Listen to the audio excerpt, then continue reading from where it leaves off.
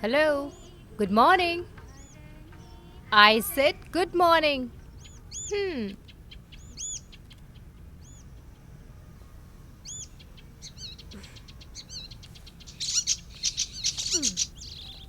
आहा, बहुत सुंदर।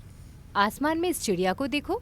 यहाँ कोई भी दिखाई नहीं दे रहा और कोई आवाज भी नहीं दे रहा इस बेचारे को। हम्म। जाओ यहाँ से। गो। अरे बहुत मुश्किल है।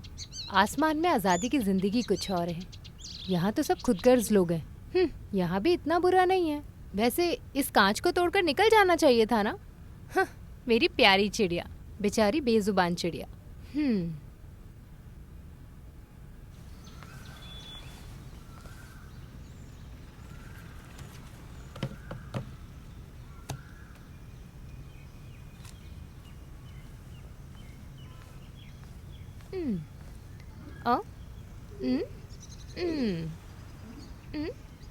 सुबह उठते ही कांच को देखना है किस महापुरुष ने कहा था? शुक्रिया।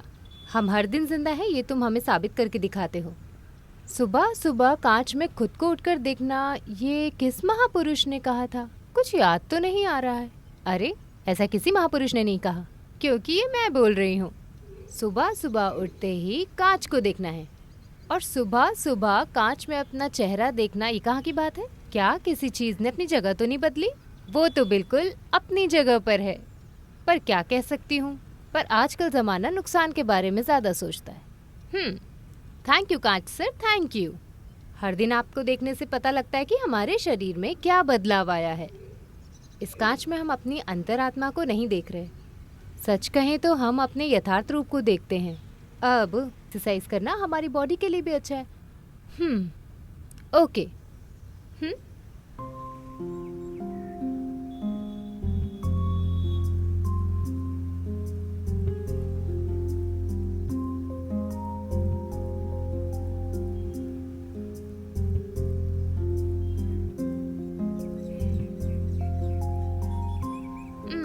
एक्सरसाइज करना हमारे शरीर के लिए अच्छा है, ये किस महापुरुष ने कहा है? वैसे ये बात किसी ने नहीं बोली, तो इस पे मेरा नाम लिख दो, वो भी बड़े बड़े अक्षरों में। एक्सरसाइज मन की शांति के लिए है, विमला एलेक्जेंडर। अरे वाह, आजादी की प्रक्रिया की बात करते ही इस घर में आजाद रहने वाले एक व्यक्ति की याद आ गई। देखती हूँ वो बिस्तर से उठे हैं या नहीं। Good morning sir. Alexander sir, good morning. Yes, good morning. Sir आपने तो सुबह सुबह काली चाय और काढ़ा पी लिया होगा। फ्लास्क की कॉफी दिख रही है हमेशा की तरह। थैंक यू, शुक्रिया। जैसा तुमने सोचा है मैंने वैसा ही किया। वैसे आपने जो नई कविता लिखी है मैं वो पढ़ना चाहती हूँ। आजकल के जमाने में मिलावटी कहानियां बनानी चाहिए। ये कहानी को बढ़ावा देकर लिखने वाले उपन्यास और पुराण लिखना इतना आसान है क्या? हमें भी विजयन लेखन की तरह, मुकुंदन लेखन की तरह, या फिर सक्रिय की तरह, हमारे बचपन के दोस्तों के जमाने की तरह, या फिर बेंजा आमिन की तरह हमें भी थोड़ा विस्तार में लिखना चाहिए। उनकी तरह लिखने के लिए वो लोग हैं ना। सच्चाई लिखने वालों की आजकल कमी थोड़ी ना है। कल्पना की आड़ में लोग आजकल अपनी मानसिकता के हिसाब से, अपनी मर्जी से, अपनी सच्चाई से बड़ा चढ़ा कर लिखते हैं। हर कोई लिख सके ऐसा इतिहास की सच्चाई नहीं है। उसके लिए ठोस सबूत और शास्त्र का ज्ञान होना चाहिए और बहुत सारा अनुभव होना चाहिए। अगर कोई इस तरह से लिख कर देगा तो हम भी विस्तार से लिख देंगे। अगर वहाँ से जुटाकर विस्तार करके लिखेंगे तो लिखने वाली विमला एलेक्जेंडर ऐसा लिखना चाहिए। जुटाकर लिखने की जरूरत नहीं है। सब लोग अगर मिलकर लिखें और अपना नाम दे दें, इतना काफी है। क्या बोलती हो? Okay sir. वाद विवाद, पक्ष विपक्ष की सच्चाई को जनता के सामने उपन्यास के रूप में रख देते हैं। ऐसा भी हो जाने दो। किसका सच किसका झूठ?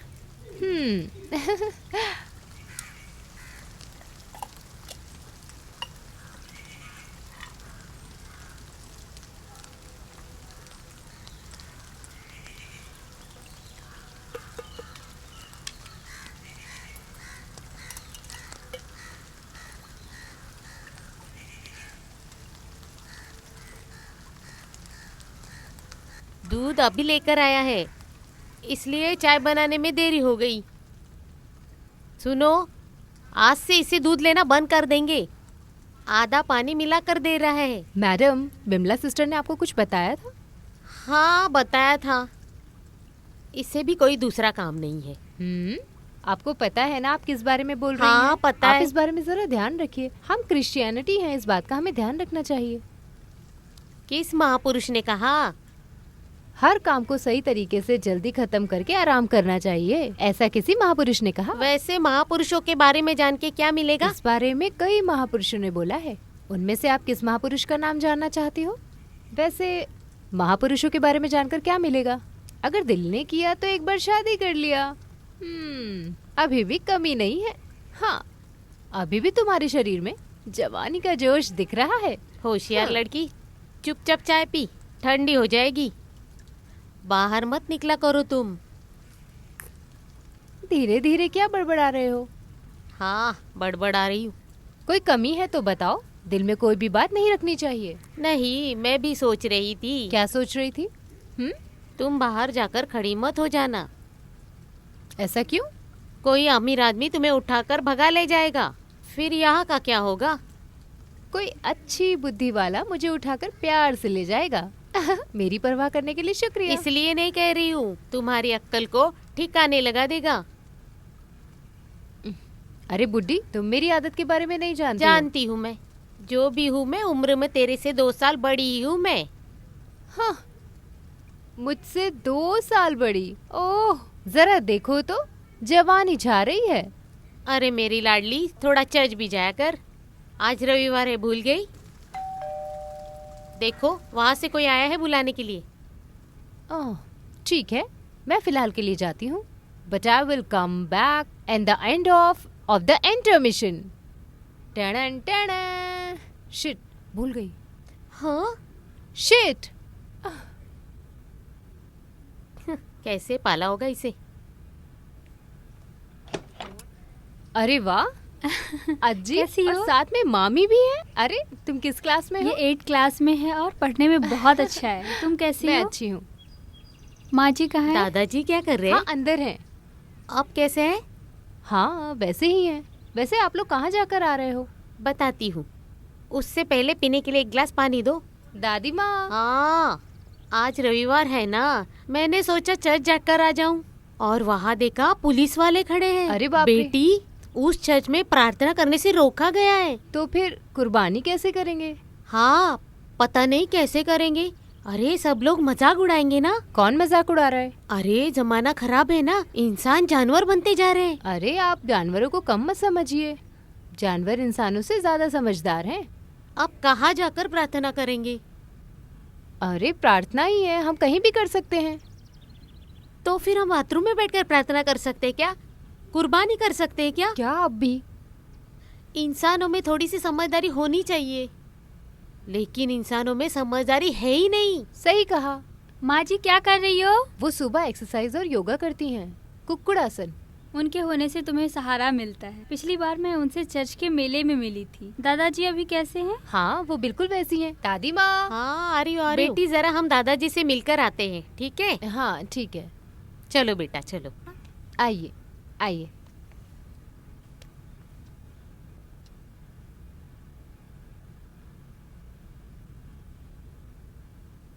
हाँ, दादाजी आओ, आपसे आओ। मिलकर बहुत दिन हो गए। सब लोग अच्छे हैं ना? हाँ।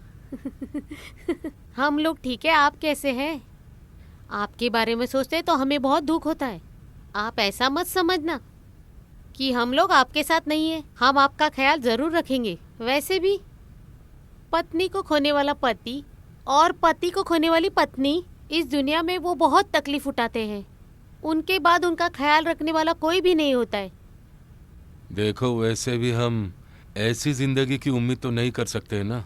जो भी अनुभव मिलता है उसे खुशी से स्वीकार कर लेना चाहिए। इसके अलावा हम और कुछ नहीं कर सकते हैं। आप जो जिंदगी जी रहे हैं उसमें सिर्फ तकलीफ ही होती है। छोटे बच्चों की तरह जिद करते हैं, कुछ बोलो तो गुस्सा करने लगते हैं। सही तो है, हर चीज के पीछे कोई वजह होती है। सही कह रहे हैं आप, हर चीज़ के पीछे कोई वजह तो होती है। विंसी के पिताजी कहते हैं वहाँ रखकर अच्छे से ख्याल रखेंगे आपका दादाजी। वैसे हम सांसारिक लोग हैं, इस वजह से कह रहे अरे हैं। उसमें क्या है, ऐसा कुछ भी नहीं है। आज भी कितने परिवार माँ बाप की पुण्यतिथि मना रहे हैं। वैसे देखा जाए तो उन्हीं की भलाई है इसमें। मरने के बाद भी माँ बाप को इतनी इज्जत दे रहे हैं। वैसे तुम इन्हें सही समय पे दवाई और खाना दे रही हो ना? आज के हिसाब से तो ये फैशन हो गया है। लाश को मॉर्चरी में रखना बस इज्जत का सवाल है। खाने में क्या बना है बेटा? सब तैयार है दादाजी। हाँ। आप लोग भी चलिए, साथ में कुछ चलो खाते बेटा। हैं। दादाजी लिखे बिना यहाँ से कहीं नहीं जाएंगे। तुमने ठीक कहा। आजा।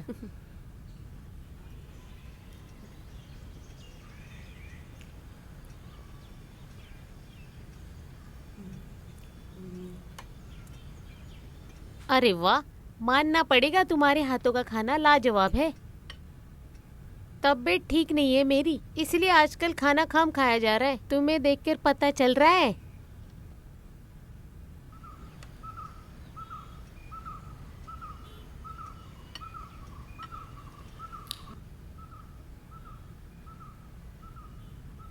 ठीक है, वैसे भी 12 बज गए हैं।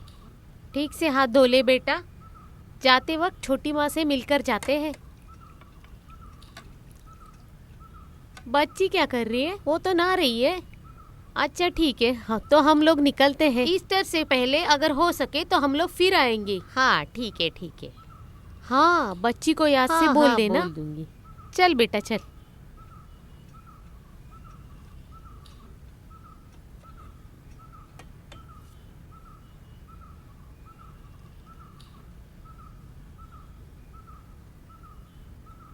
अगर ऐसा ही रहा तो तालाब खुदवाने से भी पानी कम पड़ेगा।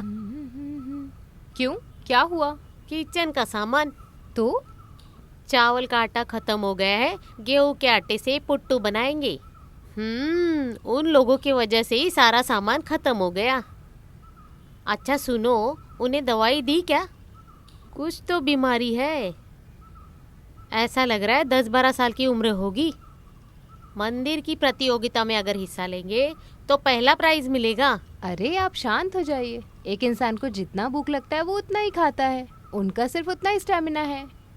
स्टैमिना कुछ भी कहो, सबका एक लिमिट ही होता है। अरे दादाजी सुन लेंगे। ओ, दादी नहीं सुनेंगी, इतना ही काफी है ना। बाकी लोगों को भी तकलीफ। कैसी तकलीफ? सिर्फ तकलीफ ही नहीं, देखो अभी सर को देने के लिए यहाँ पर कुछ भी नहीं है। मेरा तो छोड़ो, मैं तो प्याज के साथ भी चावल खा लूँगी, लेकिन एक बीमार इंसान को ये सब नहीं चलेगा। अच्छा खाना चाहिए ना, तभी उनकी तबीयत सुधरेगी। जो चाहिए वो निकाल के रखा है। उनको थोड़ा और दिन जिंदा रहना है। मुझे जो कहना था वो मैंने कह दिया। अब मेरी बात मानो या ना मानो ये तुम्हारी मर्जी। दादाजी कहते हैं इस दुनिया में सबसे बड़ा दान है लोगों की भूख मिटाना, अन्नदान। जो उसे स्वीकार करके बस कहे वही खाना है। बेटा हाँ, ऐसे ही बैठे रहेंगे क्या आप? मुश्किल है, ऐसा बार बार हो रहा है। आराम से। मैं कभी कभी सोचता हूँ कि क्यों बाकी लोगों को तकलीफ दूं। दादाजी ऐसी बातें मत करिए।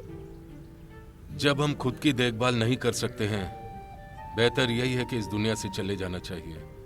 किसी पर बोझ बनकर हमें इस दुनिया में नहीं रहना चाहिए। एक इंसान कितना खुशकिस्मत है, ये उसके जीने पर निर्भर नहीं करता है, बल्कि उसकी मौत कैसे हुई ये तय करता है। आप सही कहते हैं दादाजी। मुझे लगता है कि आपकी सेवा करके मेरी जिंदगी सफल हो रही है।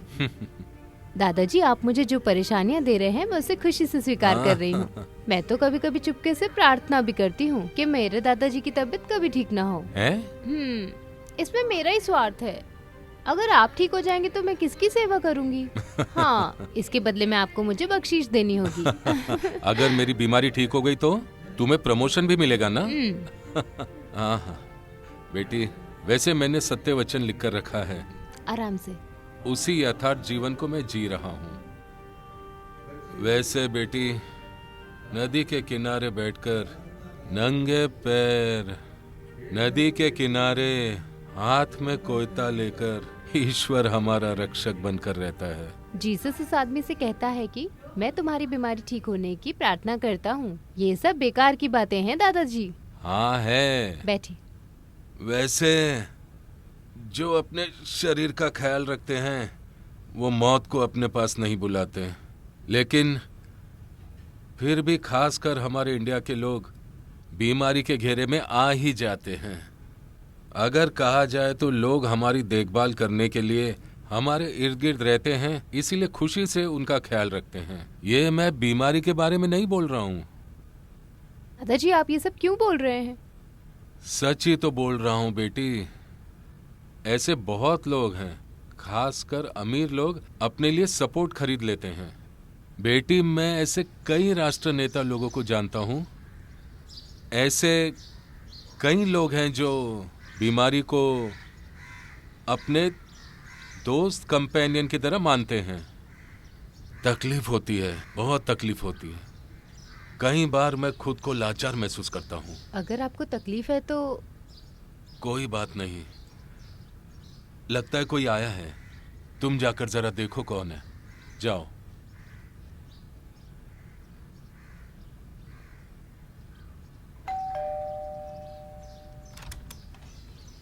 Good morning. What a pleasant surprise. हाँ, तुम्हें थोड़ी तकलीफ देनी थी। हाँ मान लिया। हाँ? और मैंने बहुत तकलीफ झेल ली। इतनी तकलीफ काफी है। अरे बाप रे, इसे तो लोग जेलेसी के नाम से अच्छा? जानते। हाँ। सुनो, सुबह सुबह नहाने की प्रक्रिया को खत्म करके जब मैं कॉफी पीने बैठा था, तब मुझे लगा कि मैं तुमसे जरा मिल लूं और साथ ही अलेक्जेंडर सर को भी मिल लूं। चोर कहेंगे, दादाजी से मिलने के बहाने यहाँ आ गए। अरे मैं सबसे अलग किस्म का आदमी हूँ। ये तो मैं जानती हूँ। वैसे मुझे इस तरह का फ्लर्टिंग पैशनेट नहीं करेगा। Don't lie. वैसे तो लोग उस उम्र में अनुभव करते हैं, वो एक किस्म का फैसिनेशन है। अगर ऐसी कोई बात है तो मुझ में भी ऐसी कोई कमी नहीं है। मैं जिस कॉलेज में पढ़ा रहा हूँ वहाँ बहुत सुंदर लड़कियाँ हैं और वो सुंदर लड़कियाँ मुझसे फ्लर्ट भी करती है। अरे ये सब छोड़ो, सर कहाँ है? हमेशा की तरह उनका एक्सरसाइज चलता रहता है। अच्छा, वो कहानी कहाँ तक पहुँची? हाँ, कुछ काम आगे बढ़ा है। मैं हूँ ना उनका स्क्राइम, तो वो उठकर चलने लगते हैं। सी आजो पूछने से कसम खाएंगे। हर कसम फायदे के लिए होती है। इंसान को हर रोज पूजा पाठ करने से शांति मिलती है। वैसे सोचा जाए तो हर रोज का दिन अच्छा ही होता है। तो फिर हम जैसे क्रिश्चियन लोगों के लिए कसम खाने का प्रॉमिसिंग दिन है। तुम क्रिश्चियन लोग प्रॉमिसिंग दिन को बनावटी बनाकर जीते हो, ठीक है ना? अरे मान लिया, तुमसे बहस करना बेकार है। वैसे आज फ्री थे, थोड़ी देर बाद लिखने की सोच रहे थे, अचानक इस महानुभव दर्शन का। तो फिर मैं चला जाता हूँ। ये हुई ना बात, आए हो तो दादाजी से मिलकर जाओ। आओ। अरे ऐसे बैठे बैठे सोच रहा था कि बाहर जाकर आऊँ। वैसे एक बैचलर की मानसिकता के बारे में विमला तुम तो जानती हो ना? हाँ जानती हूँ। इस बैचलर को मैं बहुत दिन से देख रही हूँ। खैर छोड़ो, वैसे ऐसी क्या खास कविता पढ़ रहे थे? ऐसा नया कुछ नहीं है, जो दिल में आता है पढ़ता हूँ। Every history is fact. तो फिर क्या, पढ़ूंगा, रख दूंगा, फिर पढ़ूंगा और फिर बाद में रख दूंगा। हो गया क्या? नहीं, in fact now searching for psychology of God. What you mean? हाँ यार, भगवान के दिल के अंदर के भावनाओं के गहराई को पढ़ना चाहता हूँ। ओह, फिर तो ये बहुत बड़ी समस्या है। हम्म। कल जब तुमने फोन नहीं किया तो मुझे लगा, क्या? ऐसा लगा जैसे बहुत बड़े प्रधानमंत्री हो। बेटी, आई दादाजी, एक मिनट। हाँ। तब तक तुम इस अखबार को पढ़ो, ताज़ा खबरें भी इसमें हैं। अगर नहीं चाहिए तो टीवी ऑन कर लो। ठीक है मैडम। कौन है? किससे बात कर रही थी? एक महापुरुष है दादाजी। दादाजी का शिष्य और विशिष्ट प्रदीप आया है। अच्छा, प्रदीप आया है। क्या खास बात है? कोई खास बात नहीं है, और ना ही मैंने पूछा। आज मुझे कुछ लिखने का दिल लिखना किया। ही चाहिए, और मैं आपको इस काम में सहायता कर सकती हूँ। हाँ, कुछ देर पहले एसी बीट ने फोन किया था और किताब के बारे में पूछ रहा था, और कह रहे थे कि खर्चे के लिए पैसे चाहिए तो हिचकिचाना मत।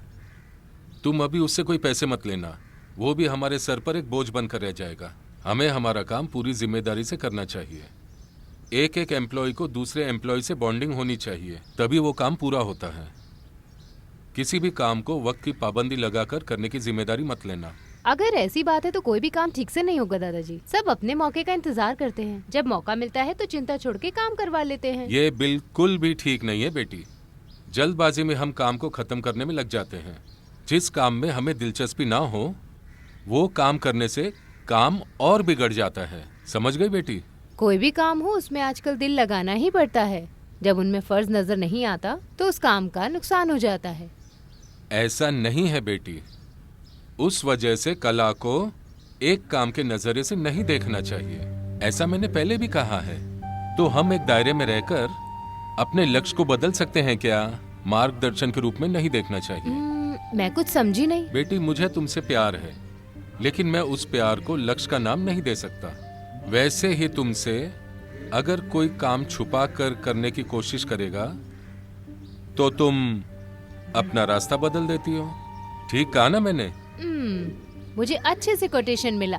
प्यार एक लक्ष्य बनकर रहना चाहिए, उसको एक ही तरह से नहीं देखना चाहिए। बीजे अलेक्जेंडर। कोटेशन अच्छा है। यहाँ मेरा नाम देने की बजाय किसी और का नाम देना बेहतर होगा। नहीं नहीं, ठीक ही है। मेन एंड केन नहीं चाहिए। दादाजी, आपका नाम ही काफी है। आप ज्यादातर किसकी कहानियाँ पढ़ते हैं? आपने किस अरे गहरे की कहानियाँ पढ़ी होंगी, इस बारे में हम बाद में बात करेंगे।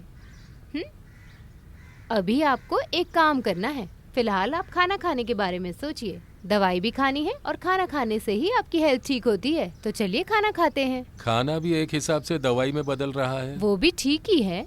दवा और खाना दोनों ही जरूरी है। कुछ भी हो, लेकिन हमें पहले शुक्रिया अदा करना है इस पेट को, जो अपने पसंद और नापसंद की चीजों को बर्दाश्त करता है।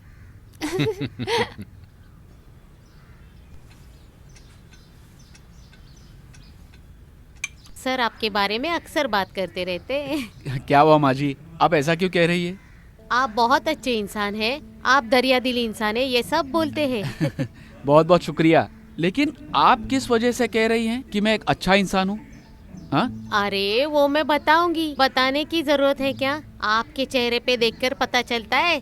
आपके चेहरे पे लिखा है, चेहरा दिल का आईना होता है, ऐसा कहा जाता है। मैं आपको एक बात बताती हूँ, आप ना उस बच्ची को कुछ मत बताना। आप हो इसलिए मैं बता रही हूँ। वैसे मेरा दिल कह तो रहा है कि आप मेरे बहुत ही करीबी रिश्ते में हैं। नहीं तो मैं ऐसी बात किसी भी अजनबी आदमी को नहीं बताती हूँ। बताइए माँ जी। मेरा जो छोटा बेटा है ना, उसकी बीबी पेट से है, 7वां महीना चल रहा है। आप मेरे छोटे बेटे को नहीं जानते हैं क्या? वीके मोहन। कल परसों से वो राह देख रहा है। हम अपनी बिरादरी में पूरी तरह से रस्म निभाने वालों में से हैं। वैसे रिश्ता जोड़ने के लिए लड़के वाले खर्चा उठाते हैं। ये तो सही बात है। आप लोगों की बिरादरी में कैसे करते हैं मैं नहीं जानती। इसके अलावा वैसे हम लोगों की बिरादरी में जो रस्म निभाते हैं वैसे आप लोगों में नहीं है ना। वैसे हमारे फैसले चर्च वाले लेते हैं। वैसे तुम ये मत सोचना मैं ज्यादा बोल रही हूँ। हमारे बिरादरी में जो फैसला लेते हैं वो पिता की तरफ से ही होते हैं। ऐसा नहीं है ना तुम लोगों में?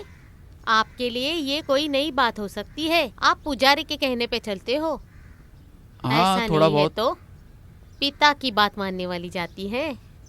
वैसे भी मैं बोलना चाहती थी, वो क्या? पिछले हफ्ते में बेगारी चम से मिली थी। अन्नमा दीदी, जो काम हो रहा है वो सही है क्या? वैसे क्या? सच में आप नहीं मानोगे, मैंने उसे दिखा दिया। क्या? मेरे बेटे के ससुराल वालों को सब कुछ बातें पता होगी। इस वजह से उसके पिताजी बेवजह सवाल करते हैं। माँ जी, अभी तक आप मुद्दे पर नहीं आई वही हैं। बात बताने जा रही हूँ। मैं बचपन में ही अपने पिताजी की और घर के बड़े लोगों की बातों पे ध्यान नहीं देती थी। जो मैं एक बार ठान लेती थी वो करके रहती थी। खैर उस बात को छोड़ो, मैं ये बोलना चाहती थी वो उसके बारे में है। ओह, ऐसा है क्या? वनियान, उसने काम छोड़ दिया था, अभी उसके पास कोई भी काम नहीं है। ओह, अच्छा। वो मेरी वजह से अपनी जिंदगी गुजार रहा है। हाँ, ये तो बहुत मुश्किल की बात हो गई। अगर वो इस घर का लड़का होता तो इस घर की समस्या को समझता। उसको समझाने के लिए तकलीफ उठाई। बच्चा पैदा करते वक्त वैसे यहाँ अभी कोई बच्चा पैदा नहीं हुआ है ना? अरे आप भी ना, इस उम्र में भी आप मुझे बेकार में शर्मिंदा कर रहे हैं। अच्छा सुनो, मैं रसोई में जाती हूँ, नहीं तो मैं ऐसी ही बात करती रहूंगी।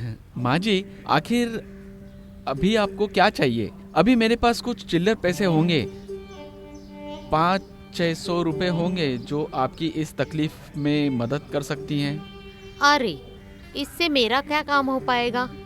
लेकिन इसके लिए भी मना नहीं कर सकती, ऐसी परिस्थिति में हूँ मैं। पैसा कोई भी दे उसे इनकार नहीं करना चाहिए, ऐसा जीसस ने कहा है। ये बात को जानते हैं ना आप? पता है ना आपको? तो फिर आप उसे भी समझा दीजिए, इस मामले में उसकी मदद कर दीजिए आप, समझ गए? मैं बात करके देखता हूँ, उनको करना है तो करने दो, आया तो वेलकम, नहीं तो भीड़ कम।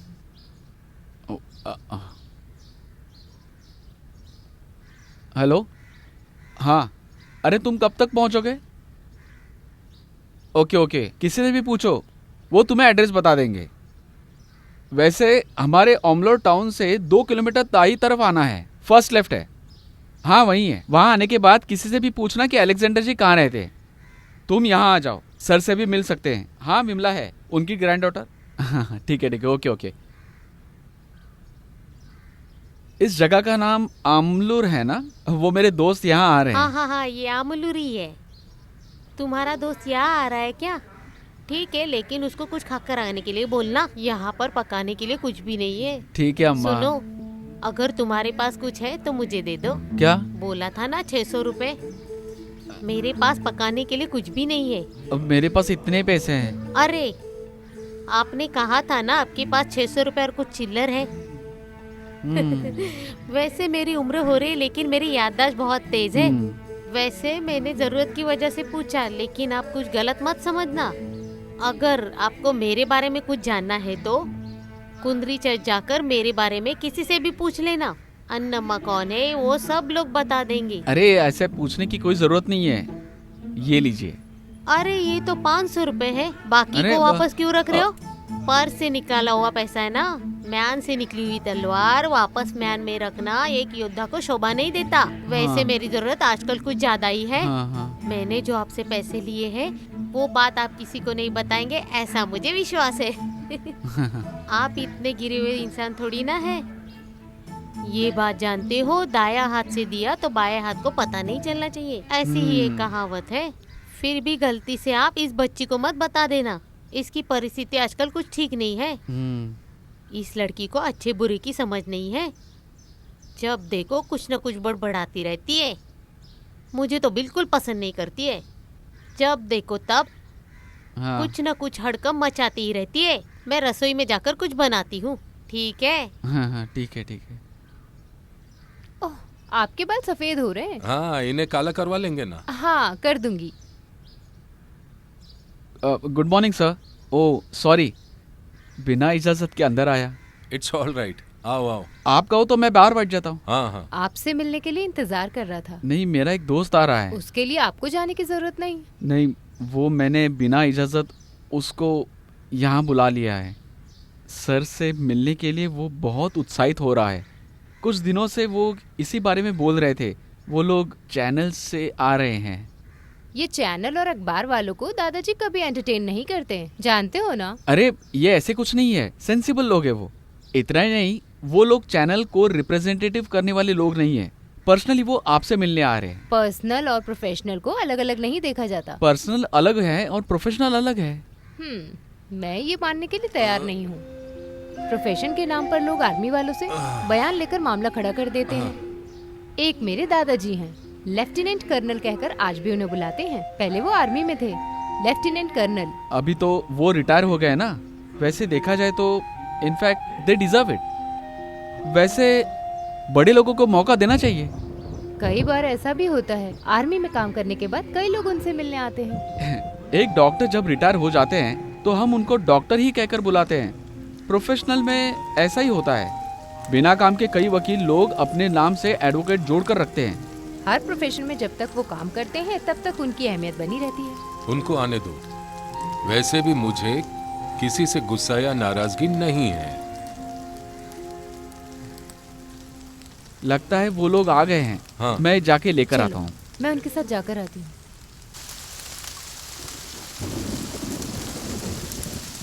अरे फिसल कर गिर मत जाना, अच्छी बारिश हुई है। Hi bro, how are you? नमस्ते नमस्ते। आइए। अरे फिसल कर गिर मत जाना। हाय। हाय विमला, अरे आने में कोई प्रॉब्लम तो नहीं हुई? अरे अलेक्जेंडर सर का नाम लेते ऐसा कोई नहीं जो उनको नहीं जानता हो। ये है विमला, अलेक्जेंडर सर हाय। की ग्रैंड डॉटर। अभी यहाँ एक बुक स्टॉल में। Sales girl. इस गांव में काम करने वालों के बारे में बताने की जरूरत तो नहीं है ना? इनकी पूरी पढ़ाई सोशल के बारे में ही है। जब मैं पढ़ाई कर रही थी तो मैंने इन सब के बारे में भी पढ़ा था। आफ्टर ऑल यू नो, अभी का जो सेटअप है वो तुम्हें बताए बिना नहीं रह सकते। हम पढ़ाई करके जो डिग्री लेते हैं उस बारे में बात करने का कोई फायदा नहीं है। सुरक्षित रहने और पेट पालने के लिए ही सब करते हैं। पढ़ाई के बलबूते पे किसे काम मिलता है? अगर एलकेजी में पढ़ने वाली लड़की से भी पूछेंगे तो बताएगी कि उसे डॉक्टर बनना है या इंजीनियर बनना है। कोई भी सोशलिस्ट के बारे में नहीं जानते हैं, क्योंकि ज़्यादा पैसा कमाने वाला प्रोफेशन कौन सा है? डॉक्टर। वैसे सभी लोग ऐसा नहीं सोचते हैं, कुछ लोग अलग भी हैं। हमारे बच्चे भी अमीर बने, हम सब यही सोचते हैं ना, यही हमारी प्रॉब्लम है। आप जो कह रहे हैं आपकी बात मानने को दिल नहीं कर रहा। पैसे को तो सिर्फ हम लोग मायने देते हैं। अगर ऐसा होता तो हम अपने बच्चों को अफगानिस्तान में कॉन्ट्रैक्टर या फिर स्मगलर बनाते, लेकिन ऐसा काम करने के लिए कोई बढ़ावा नहीं देगा। वैसे एक समय में नोबेल बुक की क्वांटिटी के मुताबिक अफगानी कॉन्ट्रैक्टर या फिर स्मगलर सम्मानीय, इज्जतदार और नेक लोगों को ही अवार्ड दिया जाता है। इज्जतदार लोगों को इज्जत लूटने की तरह। कम ऑन, इन सब्जेक्ट्स को हम यहीं छोड़ देते हैं। इसकी जरूरत नहीं है इस बारे में बात करके हम अपना दिन क्यों खराब करें। हम लोग यहाँ पर एक स्पेशल न्यूज़ कवर करने के लिए आए हैं। यहाँ पास में ही एक आदमी है, पिकुलर करेक्टर है। कहाँ? टाउन से 4 किलोमीटर पंडीजार गांव में जाना है। वहाँ पर एक आदमी तने के जरिए गांधी जी की प्रतिमा को बनाता है।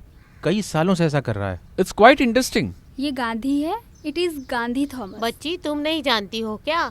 हमारे गांधी भाई बहुत अच्छे इंसान है और बहुत प्यारे इंसान है। वैसे मैं उसे नहीं जानती। मैंने उनके बारे में सुना है। गांधी मतलब बहुत चाय ले सारी लो। जानकारी है उन्हें।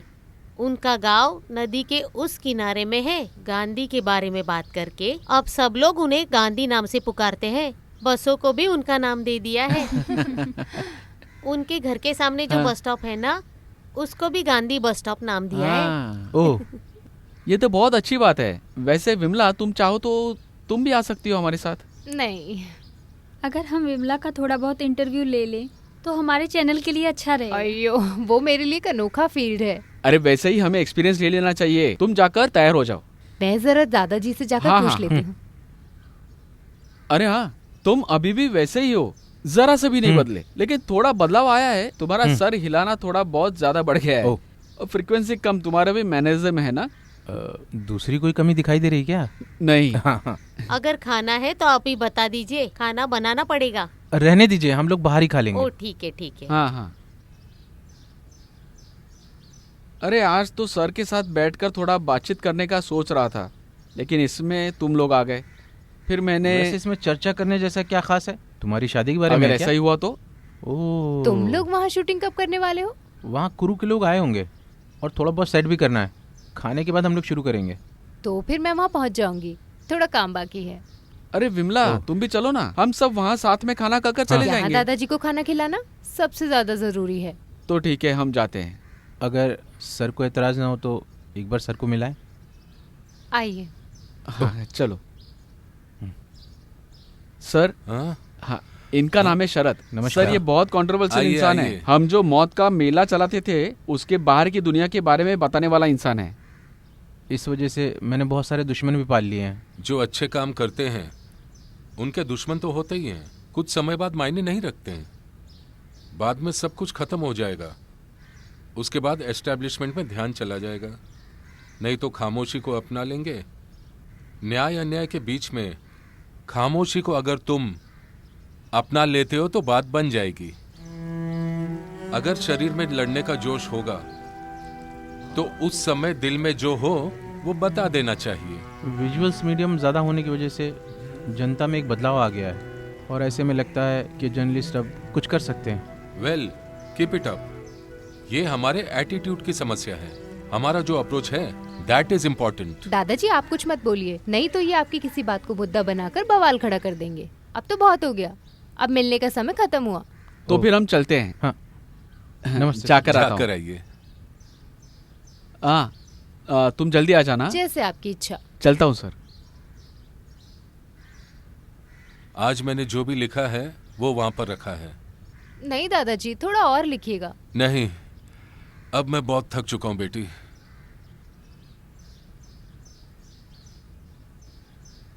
दादाजी आप बोलिए, मैं लिखती हूँ।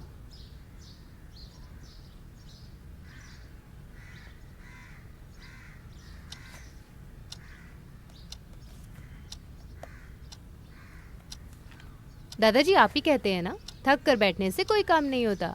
बैठ जाओ तो चलने का मन नहीं करता, चलने पर रुकने का दिल नहीं करता, और खड़े रहो तो बैठने का मन नहीं करता, बैठ जाओ तो लेटने का मन करता है। वैसे आपने जो लिखा है उसका लास्ट पैराग्राफ मैं पढ़ती हूँ। केरला की आबादी में 18% या उससे भी ज्यादा क्रिश्चियन लोग 3 भागों में बटे हुए हैं। स्वर्णा क्रिश्चियनिटी, सूर्या क्रिश्चियनिटी, उसके बाद दलित क्रिश्चियनिटी।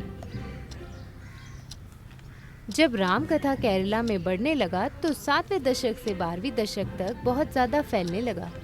उसमें ऋग्वेद और यजुर्वेद में मर्दों को ज्यादा अधिकार मिले। केरला में क्रिश्चियनिटी से ज्यादा राम कथा पर सवाल उठाने की नौबत आई। समांतर का नजरिया उस जमाने से हुआ करता था।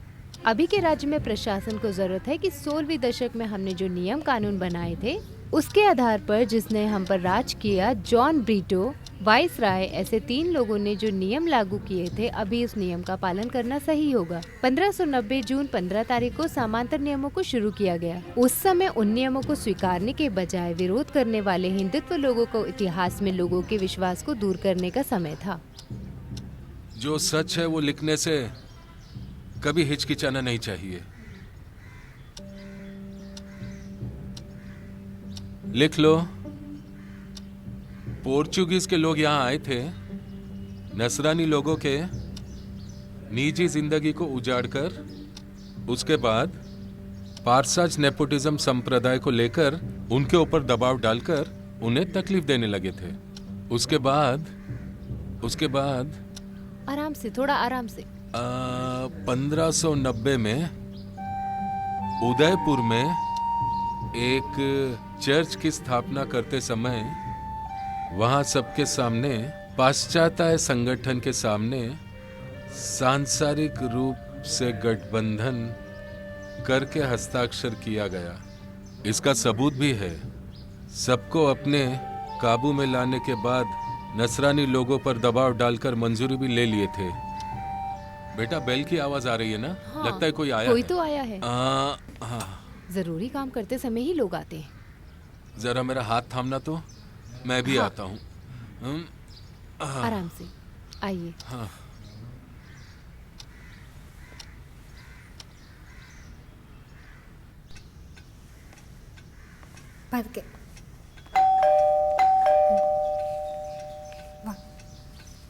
आप यहाँ बैठिए, मैं जाकर देखती हूँ।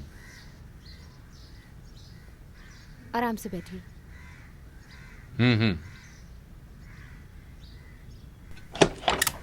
हाँ, नमस्ते फादर। खुश रहो बेटी। कल कुर्बानी हुई थी क्या फादर? हाँ, हुआ था। वैसे चर्च में मैंने तुम लोगों को देखा दादाजी नहीं। की तबीयत ठीक नहीं है। जानता हूँ, उस वजह से ही यहाँ पर आया हूँ। अगर ऐसे ही चलता रहा तो ये समस्या खत्म होने वाली नहीं है। सुप्रीम कोर्ट के फैसले को भी मान नहीं रहे लोग। बोले बिना मैं रह नहीं सकता। आज हॉल में हमने सभा बुलाई थी, चर्च को बंद करके ताला लगवा दिया है। जहाँ एकता नहीं होती वहाँ भगवान भी नहीं होते। वहाँ तो अभी भी 2 हिस्सों में प्रे करते हैं। तो फिर इससे पहले वो लोग प्रे कहाँ करते थे? यही समस्या है ना। चर्च के बगल में एक सामियाना बनाकर, खुशी की बात है, हमारे जैसी सुविधा वहाँ पर नहीं है। चर्च बंद करवा के दोनों पार्टियां अलग अलग पार्टी करते हैं, समियाना बनाकर। ये तो है। उसके बाद हम ईश्वर को इल्जाम लगाते हैं। तुम भी क्या बेटी, गांव वालों की तरह बोल रही हो। तुम मेरा नाम जानती हो ना? क्या है मेरा नाम? जोशु फादर, क्लेवरल फादर, मताई जोश। ये हुई ना बात, इसमें तो कोई शक नहीं है। वैसे मताई जोश के साथ साथ दूसरा नाम जानती हो ना? इल्वन नायर। हाँ, इसमें कोई शक नहीं है। मताई जोश वाइलम, शक की कोई ज़रूरत नहीं है। मेरे बड़े पिताजी का नाम जानती हो ना? अगर तुम नहीं जानती हो तो बता देता हूँ। एल्वनार वर्गीस मामा हमारे चर्च को कैसे पहचान एल्वनार लेते हैं? चर्च। इसमें कोई शक तो नहीं है। इसका मतलब हमारे पुरखों ने इस चर्च को बनाया था हमारे खुद के पैसों से, और हमने किसी से एक फूटी कौड़ी नहीं ली। ये तो तुम जानती हो ना। हमने चर्च को इसलिए बनाया था कि हमारी अगली पीढ़ी को ज्ञान मिलता रहे। अलेक्जेंडर साहब सब जानते हैं, मैं मानता हूँ, लेकिन एल्वेनार चर्च के बारे में हमारी अगली पीढ़ी को जानकारी होनी चाहिए। Church history. चर्च हिस्ट्री के बारे में कहा जाए तो जैसा आप बता रहे हैं वैसा नहीं है। There is something else.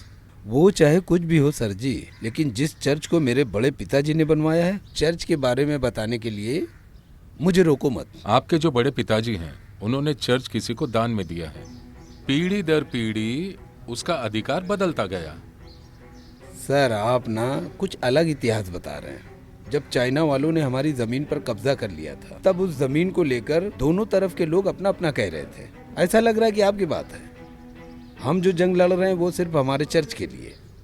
Catholic coast का मतलब है हम सबको सहारा देने वाले हैं। अगर सच कहा जाए तो सबको सम्मान नजरों से देखा जाए और सबकी सहायता करने के लिए पादरी या फादर लोगों को समझाते हैं।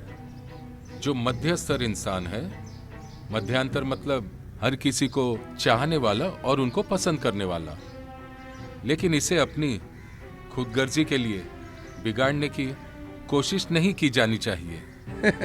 क्या करें, आजकल नई नई प्रक्रिया आ रही हैं। टीवी सीरियल ने क्या कहा? क्लीनेसिव का क्या मतलब है फादर? काजू का बीज। क्या बताया? बेटा, इसका मतलब है क्लीविज का मतलब है काजू का बीज। इलियास के बाबा ने समानता और शांति के बारे में बताया था। सर जी, आपके दादा परदादा हमारे साथ रहते थे। वो तो सही बात है, लेकिन भगवान का नाम लेकर आप जो दंगा फैला रहे हैं, इसे हम स्वीकार नहीं कर सकते, चाहे कोई भी हो। सर अगर आप जैसे लोग ऐसा कहेंगे तो इसमें मैं क्या बोल सकता हूँ। सर मैं आपका साथ देने के लिए वो चर्च छोड़ के मैं आपके पास आ सकता हूँ। उसके अलावा आपको सभापति का भी दर्जा देंगे। पोजीशन ही अहम बात है ना। वो सब मुझे नहीं चाहिए। सभापति ये सब तो आपने पहले ही किसी को दे रखा है ना, सीपी राठी सर को। मैं इन चीजों पर ध्यान नहीं देता। अगर आपको देना ही है तो हमारे गुरु भाई या एंथनी को दे दो। सभापति या फिर साहित्य अकादमी, नहीं तो नोबल कोविदन। अगर ऐसा नहीं हुआ तो बड़े कलाकार। क्या बात है फादर, आप खुद फैसला लेते हैं कि इस बात के बारे में? अरे कला भारती या फिर भारत के कला संसार। वैसे दादाजी ने कभी कोई कविता नहीं लिखी है महापुरुष बनने के लिए। अरे आजकल तो कोई भी दर्जा दे देते हैं और ले भी लेते हैं अभी जरूरत पड़ने पर। मैं भी एक दो कविता लिख कर दूंगा ना। एक इंटरनेशनल फिंगर को हमारे लोग साथ नहीं देंगे तो हमारी धज्जियां उड़ जाएंगी। सर ये बात ध्यान में रखिए। मैं एक फैसला लेने वाला हूँ। फैसला तो ऑलरेडी ले चुके हैं ना। वो अपना फैसला ले चुके हैं। उनसे भी बढ़कर हमने प्लान बना रखे हैं। हम उनसे अच्छा करेंगे। सर आपसे सिर्फ एक विनती है, बस सर आप हमें अपना कीमती समय दे दीजिए बस, और पैसे का मामला हम देख लेंगे। कुछ लोगों का कहना है कि ममूटी या मोहनलाल को बुलाकर स्टार नाइट प्रोग्राम करके सिनेमा स्टार के बीच में आपकी कविता का हम ऐलान कर देंगे। बेटी जाकर खाना लगाओ। अन्नमा। हाँ दादी सुन माँ। लिया मैंने। फादर आप भी आइए, हम खाना खाते हैं। ओह आज मेरा उपवास है, मैं 3 बजे के बाद ही खाना खाऊंगा, तो मैं अभी चलता हूँ। सर आप जरा ठीक से सोचिए। ठीक है फादर।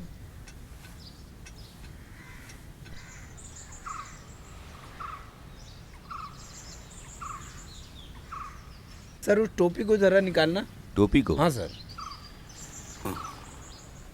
अभी चलेगा ना? सर आपको गांधी कहकर बुलाने की क्या वजह है? मेरे पिताजी ने आज़ादी की लड़ाई में भाग लिया है। वो बहुत बड़े गांधीवाद हुआ करते थे। नाम है साधुजन। साधुजन का नाम यहाँ हर कोई जानता है। स्कूल में पढ़ाते थे, मुंशी थे। मैं भी एक गांधी भक्त हूँ और इससे मैं बहुत गर्व महसूस करता हूँ। मैं बचपन में एक बार साबरमती भी गया हूँ। वैसे सर आप जीवन यापन के लिए मुख्य रूप से क्या करते हैं? मैं गांधी गृह पे काम कर रहा था। खादी क्राफ्ट में मुंशी का काम करता था जी। रामचंद्रन जी के साथ, फिर अलेक्जेंडर सर जी के साथ, फिर जुब्बा रामकृष्ण सर के साथ भी मैंने काम किया है। छिलके और तने के जरिए गांधी जी की प्रतिमा बनाने के पीछे कोई अलग वजह है क्या? I mean, शिल्प बनाने का? उसके पीछे एक कहानी है। अब हुआ ये था कि हमारे घर में पेड़ का एक हिस्सा पड़ा रहता था। सच बताऊं तो मैं एक दिन पेशाब करने गया था वहाँ, पर जो पेड़ का हिस्सा था अचानक उस पर मेरी नज़र पड़ी। उसमें एक चेहरे का अक्स नज़र आ रहा था। मैं उसको गौर से देखने लगा। तब मुझे लगा कि महात्मा जी जो ठंडी यात्रा कर रहे थे उसका वो चित्र मुझे उस जड़ में दिखाई दिया। वो ग्रंथ को देखकर ही मैं तो हैरान ही हो गया था। और वही मेरे दिमाग की एकदम से बत्ती जल गई थी और तभी से मैंने ये शुरू कर दिया। उससे किसी और की प्रतिमा बनाने के बजाय सिर्फ गांधी जी की प्रतिमा बनाने के पीछे क्या वजह है? मुझे तो गांधी की शिल्प बनाने से आसान दूसरा शिल्प बनाने में लगेगा, लेकिन कोई भी पेड़ की जड़ दिखती है तो मैं महात्मा गांधी जी की प्रतिमा बना देता हूँ। हमारे लेखक है आनंद जी, जिन्होंने जनार्दन और गोवर्धन ग्रंथ लिखा है। महात्मा जी की किताब में उन्होंने इस घटना को पहले ही लिख दिया है। प्रतिमा को बनाकर आग में गर्म करके रखा है। किसी और की प्रतिमा बनाने की कोशिश नहीं की कभी? की ना, कभी कभी मैं जीसस की प्रतिमा बनाने की कोशिश करता हूँ। थोड़ा रिस्क है। एक दिन मैं शिकार करने के लिए गया था, तो वहीं जंगल में पेशाब करने के लिए गया। मैं ज्यादा दूर नहीं गया था, तो उसी पेड़ की जड़ में मुझे अचानक अब्राहम लिंकन के चेहरे का अक्स दिखाई देने लग गया। मैंने थोड़ा बहुत छानबीन किया तो बिल्कुल अब्राहम लिंकन ही लग रहा था। कुल मिलाकर देखा जाए तो हर एक छिलके में या जड़ के हिस्से में किसी महापुरुष का चेहरा दिखता है ना? हाँ, ठीक कहा, 100% सही है ये। हर किसी जड़ के हिस्से में कोई महापुरुष छिपे हुए हैं। हम अगर कोशिश करें तो हर किसी का शिल्प बना सकते हैं। अच्छा, एक रहस्य की बात बताता हूँ मैं। एक अनाटॉमी को लेकर देखा तो मेरे सर और महात्मा जी के सर में कोई फर्क नहीं दिखाई दे रहा था। तो ठीक है, अब हो गया ना? इससे निकाल दूं क्या? अब हमें स्टूडियो दिखा दीजिए जरा। स्टूडियो है? हाँ हाँ, इसे स्टूडियो नहीं बोल सकते, फिर भी चलिए दिखा दीजिए। केरला में गांधी जी की डिमांड नहीं है। ऐसा है क्या?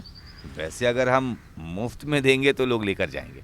अरे पैसे देने से भी बहुत कम लोग लेकर ही जाते हैं। एक्सक्लूसिव। ये है कूलिंग। बहुत अच्छा है। इसे हम बेसिक टूल बोलते हैं। इसके जरिए हम ज्यादा अच्छे से काम कर पाते हैं, समझे ना? यहाँ लोग ऐसे ही हैं हाँ, इससे भी हम काम करते हैं, लेकिन थोड़ा ज्यादा समय लग जाता है। इससे पॉलिश जरिए आप काम कैसे करके करते हैं? शाइन पेपर से भी इसे ओह, पॉलिश अच्छा। किया जाता है। मैट फिनिश है ना? इसे मैट फिनिश बोलते हैं। दवा नहीं खानी क्या?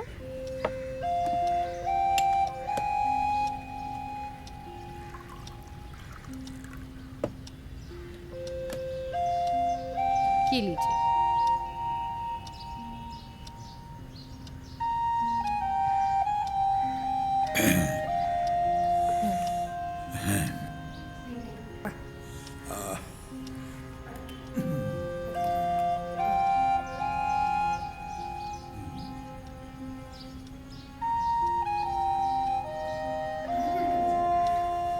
पैर संभाल के रखिए, संभल के बैठिए।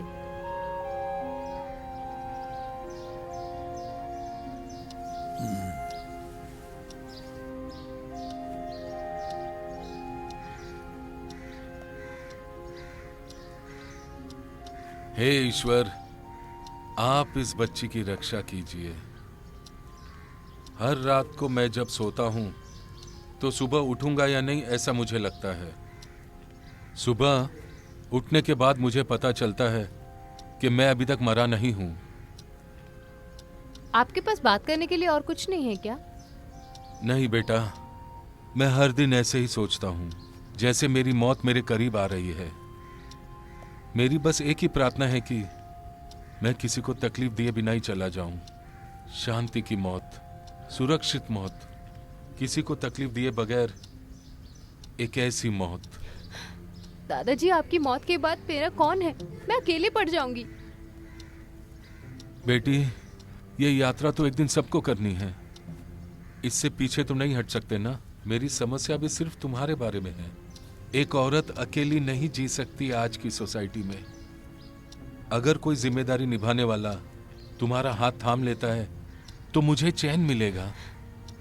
आप सिर्फ नेगेटिव बातें मत सोचिए, पॉजिटिव बातें सोचिए। कल जो काम हम करने वाले हैं उसका प्लान करते हैं। यही मेरी आखिरी ख्वाहिश है बेटी। अभी इस जन्म में उठकर और कोई कर्म करूं, इतना समर्थ मुझ में नहीं है।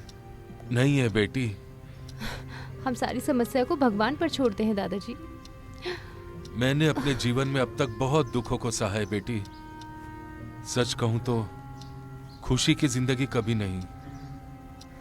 फिर भी तुम्हारे बारे में सोचकर बहुत चिंतित हूं। मेरी बात छोड़िए, मैं किसी भी तरह जी लूंगी। वो ईश्वर हमेशा मेरा साथ देगा। मेरे जैसे इंसान को ये बातें नहीं भूलनी चाहिए। फिर भी मैं तुम्हें बताता हूं, मेरी एक ख्वाहिश है, पता नहीं मैं इसे सच कर पाऊंगा या नहीं। देखा जाए तो बहुत बड़ी ख्वाहिश है। हमने जिसको कभी मौका नहीं दिया है वो हमारा शरीर है, जो हमारा साथ देता है। मेरा एक स्वार्थ है।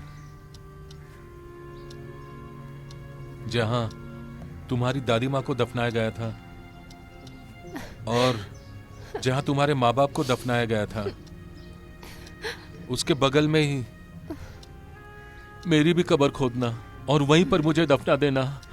मुझे उन्हीं के बीच में रहना है, यही मेरी ख्वाहिश है। मुझे ये सब बोलना नहीं चाहिए था। मुझे माफ कर देना मेरी बेटी।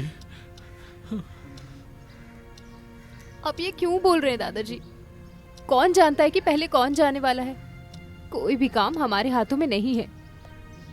आप प्रे करके सोने की कोशिश कीजिए। आपको किसी चीज की जरूरत हो तो मुझे बोलिएगा। हाँ, good night. Good night.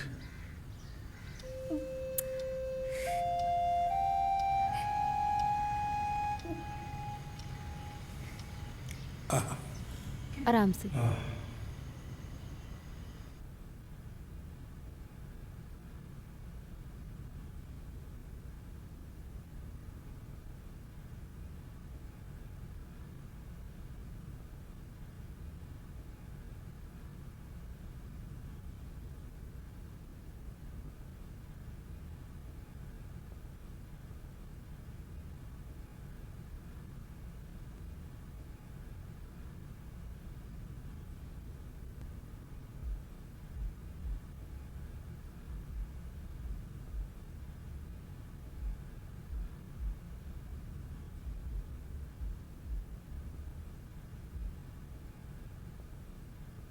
Hello. Hello. हाँ, कौन है, पता चल रहा है क्या? हाँ, पता चला। किसका नंबर है ये? मैंने जो सेव किया था वो दूसरा नंबर है। क्या हुआ? तुम्हारा मूड ऑफ लग रहा है। क्या हुआ? कोई प्रॉब्लम है क्या? ऐसा कुछ नहीं है। अरे मेरी जान, तुम्हारी आवाज़ सुनकर तुम्हारे चेहरे का भाव पता चल जाता है। कोई सवाल है जो तुम्हारे दिल में कचोट कर रहा है। जितना मैं तुम्हें जानता हूँ कोई और नहीं जानता होगा। मैं और दादाजी मौत के बारे में कुछ चर्चा कर रहे थे। वाह, कमाल की बात है। एकदम फैंटास्टिक सब्जेक्ट है वैसे ये। सिनेटोलॉजी इस सब्जेक्ट में मुझे बहुत इंटरेस्ट है। इस तरह की बातों में मेरा वक्त जल्दी गुजर जाता है। फिल्म चलाने के लिए हम सामियाना बनाते हैं, लेकिन यहाँ सामियाना के साथ फिल्म उजाड़ने की नौबत आ गई है। उस बात को भूलने के लिए मैं तुमसे बात कर रही हूँ। अभी तुम उसी बात को दोहरा रहे हो। Okay, sweet dreams.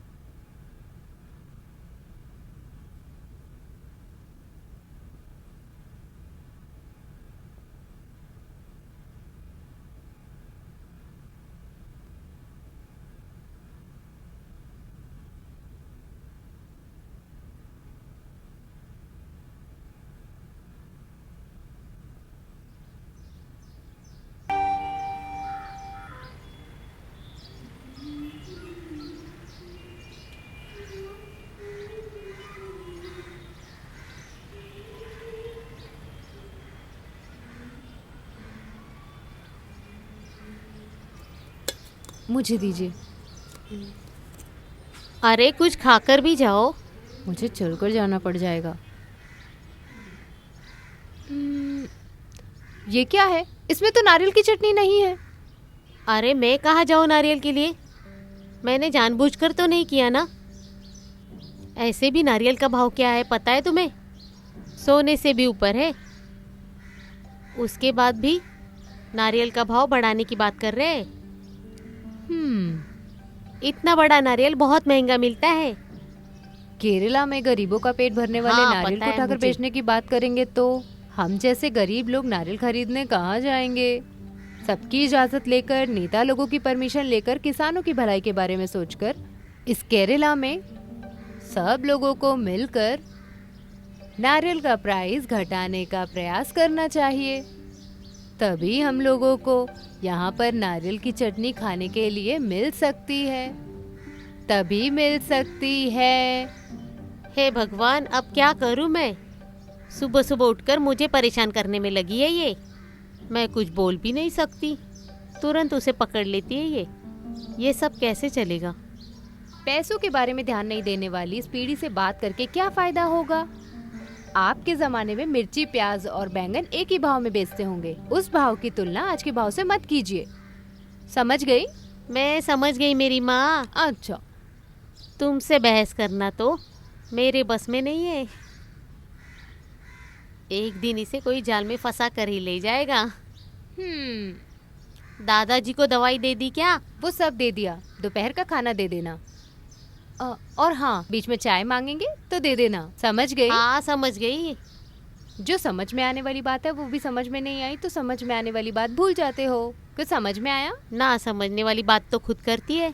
अगर तुम्हें अपने बारे में समझ में नहीं आता है तो मैं बताती हूँ।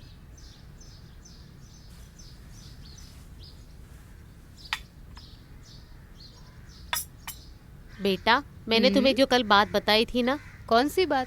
हमने कई सारी बातें की थी। आपका पता नहीं आप किस बात के बारे में बात कर रही हो। उनमें से कौन सी बात है? मैंने तुम्हें पहले भी एक बार बताया था ना, मेरे छोटे बेटे की बीबी के बारे में, वीके वनियान। Yes, proceed. अगले सप्ताह बच्चा होगा ऐसे डॉक्टर ने कहा है। उसे कुछ अपनी तरफ से देना पड़ेगा ना। इस बात पे ज्यादा जोर मत डालो, बस शुक्रिया कहो, काफी है।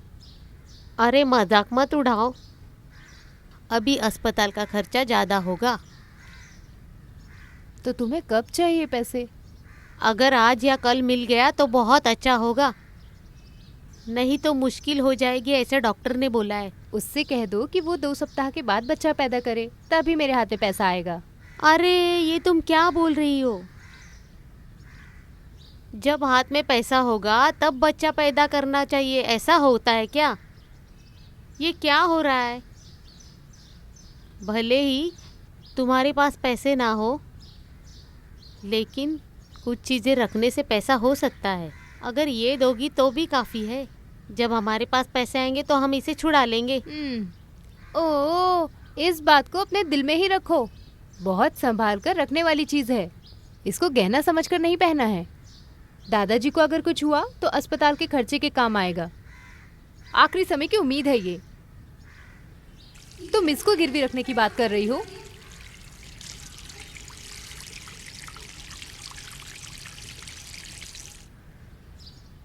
वो छोड़िए, मैं आपको कितनी तनख्वाह देती हूँ? तनख्वाह? क्यों मेरे मुंह से उगलवाना चाहते हो तुम? अरे बताइए ना दादी माँ, जनता जानना चाहती है। कुछ भी कहो, 10,500 रुपया ही है ना? सही है ना? मैं हर महीने आपको टाइम पर दे रही हूँ ना। 10-12 साल होने के बाद लोग बोलेंगे कि अయ్यो, ये बेचारी को बस अभी तक 11,000 ही पगार देते हैं। मैं कहीं और जाकर काम करूँगी तो कम से कम मुझे तनख्वाह 15,000 तो मिलेगी ही मिलेगी। कई लोग इंतजार कर रहे हैं मेरे काम का। अरे वाह, इंतजार करने के लिए तुम अभी भी जवान हो। सुनो, उस गांधी के सामने जाकर मत खड़ी हो जाना। हाँ। नहीं तो वो जड़ से तुम्हारी प्रतिमा बनाकर किसी को बेच देगा। वो महात्माओं की खोज में रहता है, खासकर उम्र में थके हुए महात्माओं की। बाहर किसी से पूछ कर देखो, घर में काम करने वाले को कितना पैसा मिलता है? सारा खर्चा देकर 15,000 गिन कर देते हैं। देखना चाहती हो? और क्रिसमस में कपड़े भी, मिठाई, बोनस, इस तरह से बहुत कुछ देते हैं। सुन लो, तुम तो क्रिसमस पे, ईस्टर पे ना कपड़ा देती हो ना बोनस देती हो। इसके बाद भी मैं तुम्हारे घर पे काम करती हूँ। मैंने तुम्हें पहले नहीं बताया, ऐसा बोलना मत। आपने ये बात मुझे बताई, ऐसा मुझे क्यों सोचना? मेरे यहाँ आने के बाद आज तक तुम लोगों ने कितना कपड़ा दिया है मुझे और कितना बोनस दिया है? कीमती चीज़ों को छोड़कर कोई मामूली चीज़ भी दी है क्या? बहुत हुआ नम्मा अगस्टन जी। दादी जी, वैसे आपको 16,500 पगार देने वाले मालिक की तनख्वाह कितनी होगी आपको पता है? और आपको बता दें, इस बेचारी सेल्स गर्ल को मिलने वाली तनख्वाह, एंड फॉर काइंड इन्फॉर्मेशन तो मैं आपको बताती हूँ, हर महीने मेरा पगार सिर्फ 8,000 रुपये है। समझ में आया? इतने में मैं कैसे गुजारा करूँगी? मैं बस यही सोचती रहती हूँ। वैसे भी इससे आपको क्या लेना देना? आप ऐसा भी सोच रही होंगी। फिर भी दादी, मैं आपको बता देती हूँ, मैं महीने का सिर्फ 8,000 ही कमाती हूँ। तो फिर 16,500 पगार देकर काम करने वाली को रखने की मेरी हैसियत नहीं है। मैं आपको पगार दादाजी की पेंशन से देती हूँ। उसके अलावा इस घर के बाकी खर्चे, दादाजी की दवाइयाँ सब चला रही हूँ। लेकिन दादी, आपने बताने पर मजबूर कर दिया। दादी, मैं आपको जो पगार दे रही हूँ वो बहुत कम है। अगर आप कहीं भी जाएंगी तो आपको कम से कम 15,000 मिल ही जाएगा, यहाँ से ज़्यादा। अगर आप गर्व चली गई तो आपको 1,00,000 रुपए भी मिल सकते हैं हर महीना। लेकिन इतनी पगार देने वाला 1,00,000 रुपए तो कमाता ही होगा। मैं आपको अपना पगार भी दे दूँ तो भी उतना नहीं हो पाएगा। आपको कहीं बाहर भेजना भी मेरे बस की बात नहीं है। दादी माँ, आपको ये घर और ज़मीन देखकर लग रहा होगा कि मैं बहुत अमीर घर की लड़की हूँ, लेकिन ये मेरे माँ बाप का बनाया हुआ बस एक हिस्सा है। मैं जा रही हूँ दादी माँ।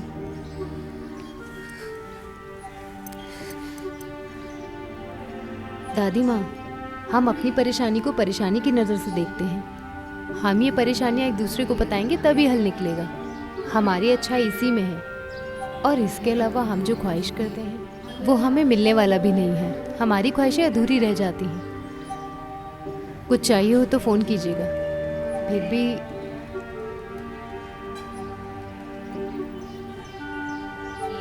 इस चेन को गिरवी रखकर तुम्हारा काम बनता है तो रख लो।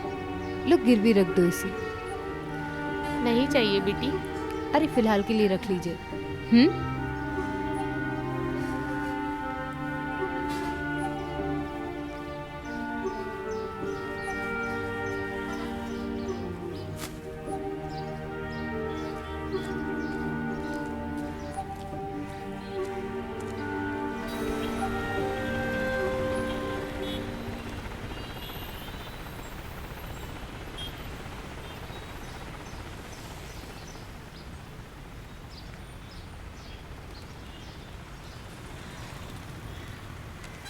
अरे वाह, तुम यहाँ क्या कर रही हो? पढ़ रही हो क्या? बेचारा, मानना पड़ेगा, वायनाड में बहुत पढ़े लिखे लोग हैं। हमारी सरकार कृषि उद्योग के लिए बहुत पैसे खर्च कर रही है। अरे वाह, मानना पड़ेगा। इसे यहाँ रहने दो, जब ज़रूरत पड़ेगी तब उठा लेना। हाथ में रहेगा तो रेडिएशन बढ़ेगा और कान में लगाने से ब्रेन प्रभावित होगा। अच्छा सुनो, तुमने फेसबुक नहीं देखा क्या? देखा करो तुम फेसबुक। हाँ, यहाँ पे जो भी रखा है रखा रहने दो। FB देखो, FB। हाँ, अच्छा छोड़ो, क्या नाम बताया तुमने अपना? विमला। छी, बेकार नाम है ये, विमला। ये नायर के घर में रखने वाला नाम है। ज़रा तुम्हारे चेहरे को देखने दो। तुम एक काम करो, तुम अपना नाम मैक्सिमम एलिया रख लो। अच्छा नहीं रहेगा तो सोसामा रख लो। हाँ, ये क्या है? क्या है ये? ओह, ये मातृभूमि किताब है। इसको यहाँ पर किस लिए रखा है पता है क्या? तुम्हें पगार देकर काम पे रखा है। किस लिए मालूम है क्या? अखबार पढ़ने के लिए नहीं, और वो भी मुफ्त में। सर, मैं वो सर कह करके मेरे गुस्से को और मत बढ़ाओ। ऐसे गलतियां करके बुलाती रहोगी रोज सर। अरे वैसे मैंने तुम्हें कौन सी क्लास में पढ़ा है? मुझे सर कह रही हो तुम? ये सब नहीं चलेगा यहाँ पे, ये सब बिल्कुल नहीं चलेगा यहाँ पे सर। वैसे मैं तुम्हें निकालना नहीं चाहता हूँ, लेकिन अगर तुम खुद निकल जाओ तो अच्छा रहेगा ना। अब कितनी भी गाली दे लो, ये बेशर्म लोग काम छोड़कर जाते ही नहीं है। दादी माँ, वो फोन दीजिए मुझे। तुम्हारा फोन यहाँ कहाँ है? छोड़िए, वो फोन दीजिए मुझे। ये लो।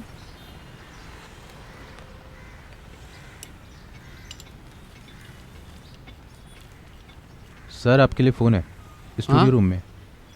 हाँ, एक मिनट।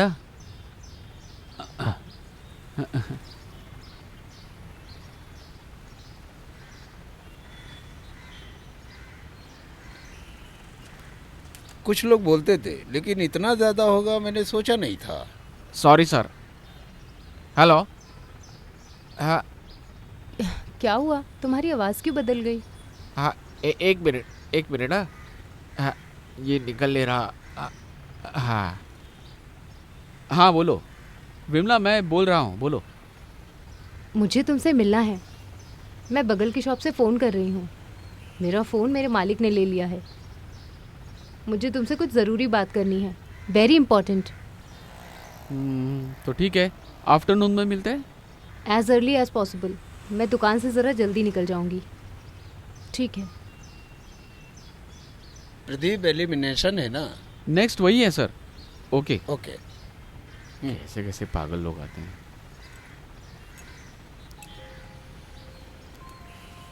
ऐसा कई बार हो चुका है हैरेसमेंट। मैंने एक संगठन की किताब में पढ़ा था, वो भी संख्या के साथ उसके भाग में लिखा हुआ है, you get treated the way you teach others will treat you. हम जिस बात को जानते हैं वही बात दूसरों को भी सिखाते हैं। It's not a solution, you see. किसी यूरोप की किताब को पढ़कर इस तरह से एनालिस्ट मत किया करो। यहाँ के आसपास के लोग और वहाँ के लोगों में बहुत अंतर है। अगर अमेरिका के इर्द गिर्द के मुताबिक के काम करने होने के बाद दूसरे काम में ढूंढेंगे तो ऐसा होना भी किताब में लिख कर रखा होगा। ऐसा नहीं है। मैं उनके ऊपर बोझ बनकर रह गई हूँ। उन्हें लगा होगा मैं इस्तीफा देने वाली हूँ। ये मेरी बेबसी है कि मैं इस सिचुएशन में इस्तीफा नहीं दे सकती। I can't afford it. कई बार दादी माँ ने भी पूछा कौन? है। तुम्हारी इस दादी माँ के बारे में? हाँ, वही पूछ रही थी काम पे जा रही हो। और आज हमारे बीच थोड़ी बहस हो गई। मेरी चेन भी उन्हें निकाल कर देनी पड़ी। जब मैंने देखा तब मुझे लगा वैसे भी उस चेन को अक्सर पहन कर आती हो ना। मैंने इसलिए नहीं पूछा ताकि तुम्हें बुरा ना लगे। It's all right. हाँ, तुम्हें इसलिए बुलाया क्योंकि दादी ने पूछा कि बेटी तुम काम पर क्यों जा रही हो, तो मैंने बोला आपको पगार नहीं देना क्या? वैसे भी दादाजी की पेंशन को लेकर हम दोनों यहाँ अच्छी तरह जिंदगी गुजारेंगे। मैं ये सारी बातें जानती हूँ। उसके लिए मुझे एक अच्छा साथी चाहिए। आई नो इट, लेकिन मुझे समझ भी नहीं आ रहा कि मैं किस तरह से तुम्हारी मदद करूं। मुझे भी समझ में नहीं आ रहा मैं क्या कहूँ। मैं भी समझ रहा हूँ। सच कहा जाए तो मेरी जिंदगी अकेलेपन में ही गुजर रही है। भले उस अकेलेपन में नुकसान हो जाए फिर भी कोशिश करता हूँ। somehow I can adjust। Adjustment की तो कोई बात ही नहीं है। वैसे इस हिसाब से देखा जाए तो मुझे बस तुम्हारी कंपनी मिल रही है।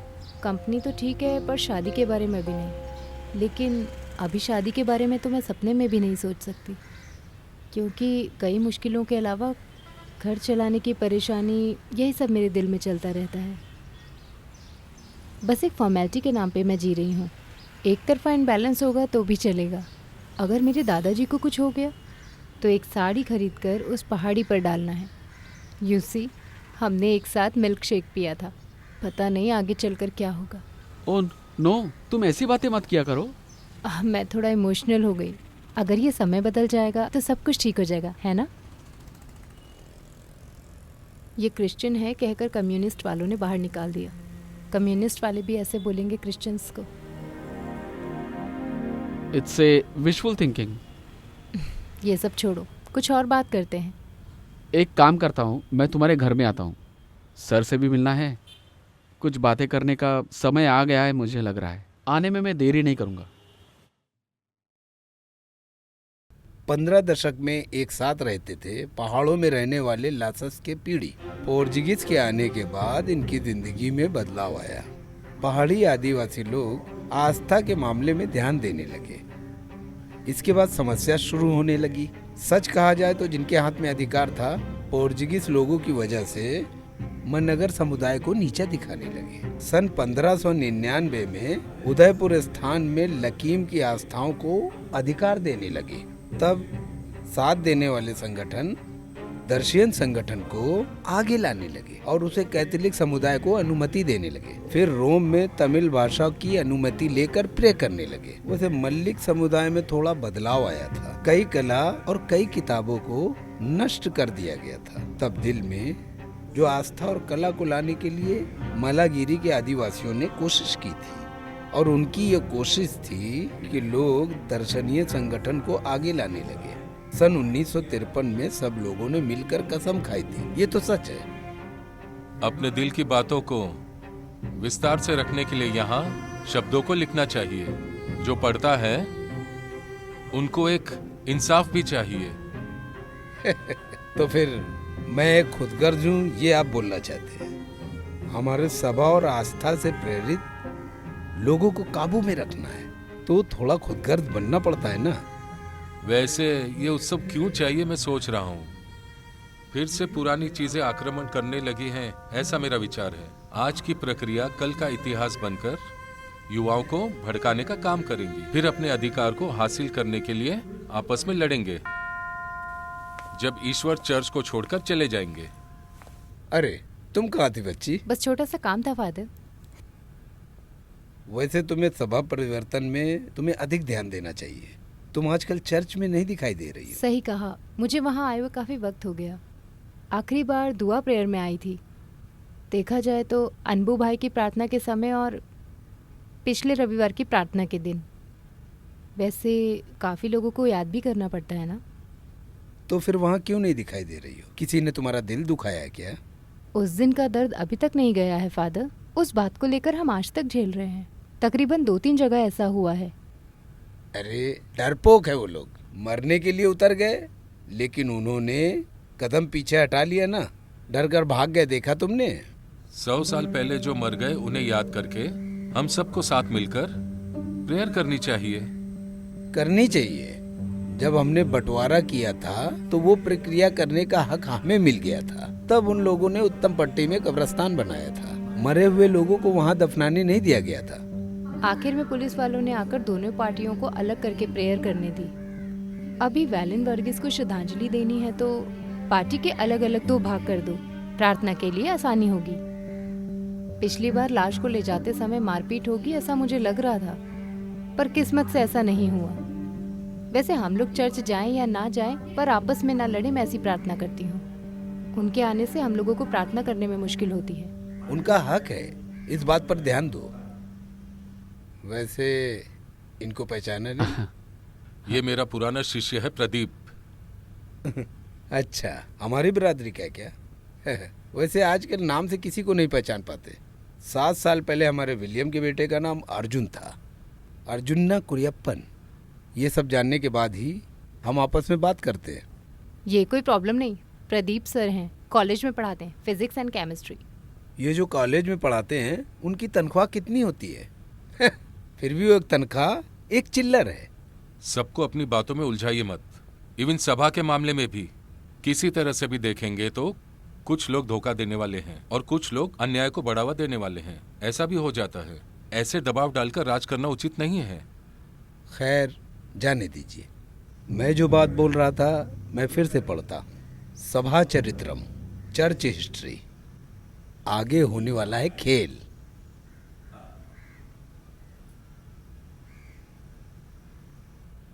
हेलो, हाँ, मैं अलेक्जेंडर सर के घर पे आया हूँ। नहीं, उस बारे में नहीं। हाँ ठीक है, मैं आ रहा हूँ। हाँ मैं आ रहा हूँ। हाँ, छोटी माँ है, उनका छोटा बेटा बीमार है, डॉक्टर से मिलने जाना है। वैसे वो आदमी चर्च का सेक्रेटरी भी है। उनके पास औरतें बहुत हैं लेकिन हमारी बिरादरी के नहीं। बहुत स्ट्रांग है। सर मैं अभी निकल रहा हूँ। ठीक है, जो भी होगा बाद में देखा जाएगा। तो फिर हम थोड़ा प्रार्थना करके निकलते हैं।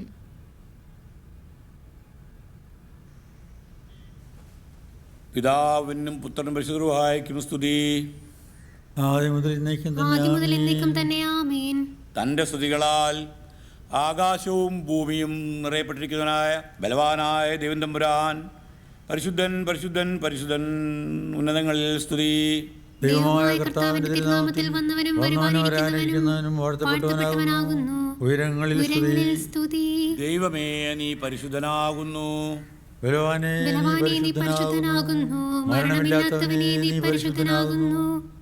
ഞങ്ങൾക്ക് വേണ്ടി ക്രൂശിൽ ക്രൂശിക്കപ്പെട്ടവനേ, നീ പരിശുദ്ധനാകുന്നു.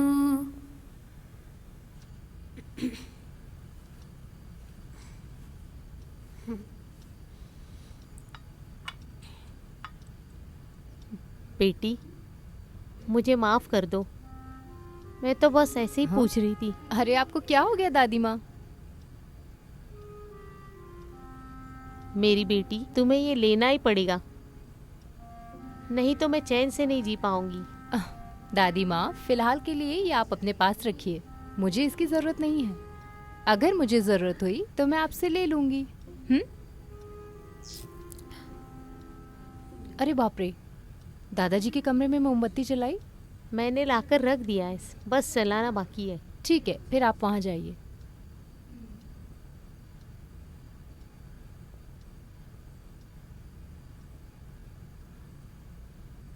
वहाँ करंट चला गया क्या दादाजी?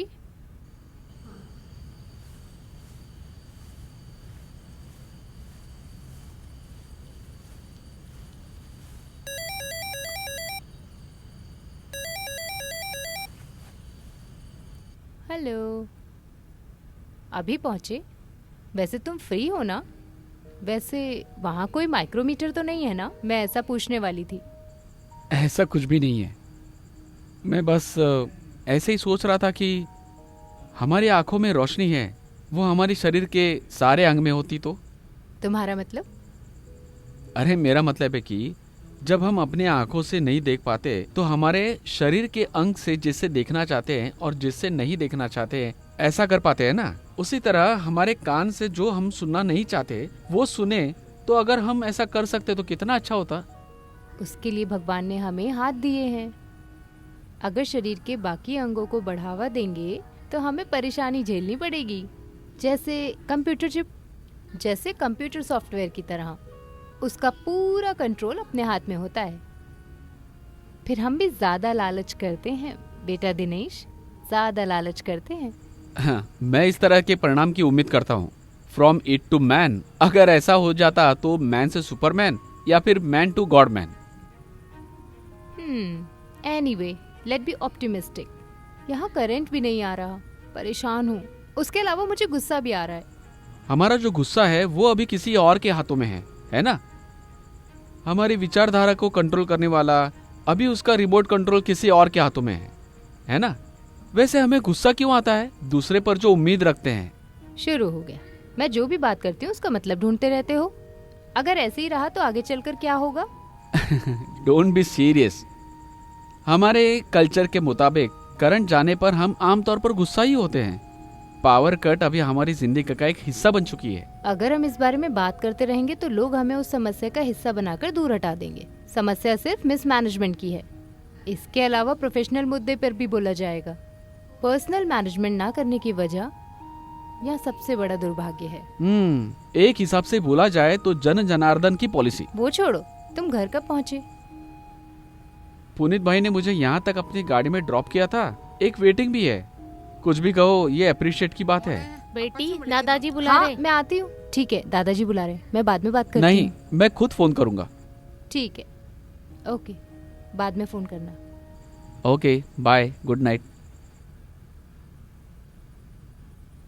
बेटा। दादाजी, आपने मुझे बुलाया? हाँ, अंधेरा हो गया है ना? आगे का दरवाजा बंद कर दिया क्या? सब बंद कर दिया मैंने। इस वक्त किसने फोन किया था? अरे प्रदीप था, करंट आ गया। प्रदीप था, मैं बहुत देर से बात कर रही थी, ऐसी कोई खास बात नहीं थी। उस फोन कंपनी वाले को फंड दिया है ना? आजकल के नौजवान फोन कंपनी की अर्थव्यवस्था हैं। ये आजकल के नौजवान, ये लोग बिना कंट्रोल के ही बातें किए जाते हैं। दादाजी, आपको बहुत नॉलेज है। वैसे आप कविता लिख ही रहे हैं। लेकिन किसी विषय पर चर्चा करने के लिए हमें फ़ोन पे बात तो करनी पड़ती है ना। फिर भी ऐसा हो जाता है, जैसे उनसे बात करती हूँ ऐसे किसी और से बात नहीं करती। नॉट बिकॉज ऑफ वो मेरा पसंदीदा है, ऐसा बोलेंगे तो हिपोक्रेसी हो जाती है, but I can't afford it. वो प्यार के नाम के लेक्चर भी दे रहा है, सब पैसे का खेल है। सच है, आई मोनेटाइज कॉस्टली अफेयर। बेटा तुम बहुत होशियार हो, तुम्हें हमेशा मेरी बधाई हो। तुम हर दर्द को खुशी से सह लेती हो। त्रिवांगुर के लोगों में एक मानसिकता की बीमारी है, दर्द के मौके को भी खुशी में बदल लेते हैं। शांति की किताबें मैंने ज्यादातर पढ़ी हैं, लेकिन ये सब भौतिक जिंदगी का जीने का एक सहारा है। किसी ने लिखा है, convert to problem of opportunity. ऐसा ही दुख का मौका बदल लेना भी एक जज्बा है। ईश्वर का आशीर्वाद तुम पर हमेशा बना रहे। बना रहेगा इसका मतलब पैसे को लेकर या फिर आशीर्वाद को लेकर? मैं जाकर सोती हूँ दादाजी, गुड नाइट। वैसे एक बात तो भूल गई, आपने प्रार्थना नहीं की ना? प्रार्थना की बेटी, प्रार्थना की। आज मैंने बहुत प्रार्थना की। और एक बात बेटा, मैंने तुमसे एक बात कही थी ना, दर्द को मौके में बदलना चाहिए। अभी ऐसी स्थिति में मैं भी हूं। तुम शायद नहीं जानती, बचपन में ही मैंने अपने माँ बाप को खो दिया था। उसके बाद मैंने बहुत दुखों को झेला बेटा, और तभी मैंने सीखा कि जिंदगी को कैसे जीते हैं। फिर तुम्हारी दादी की मौत हो गई, फिर तुम्हारे डैडी की मौत हो गई, उसके बाद तुम्हारी मम्मी। ये सब देखने के बाद मेरी जिंदगी में खुशी का नाम ही नहीं रहा, और अब उस दर्द को मैं महसूस कर रहा हूं। सच कहूं, मुझे बस एक ही बात सता रही है, मेरे मरने के बाद तुम्हारा क्या होगा? आप ये सब मत सोचिए, वो सब ईश्वर पर छोड़ दीजिए। मैं सोने जा रही हूँ, गुड नाइट। आप भी बेटा सो तुम सो जाइए। जाओ। Good night.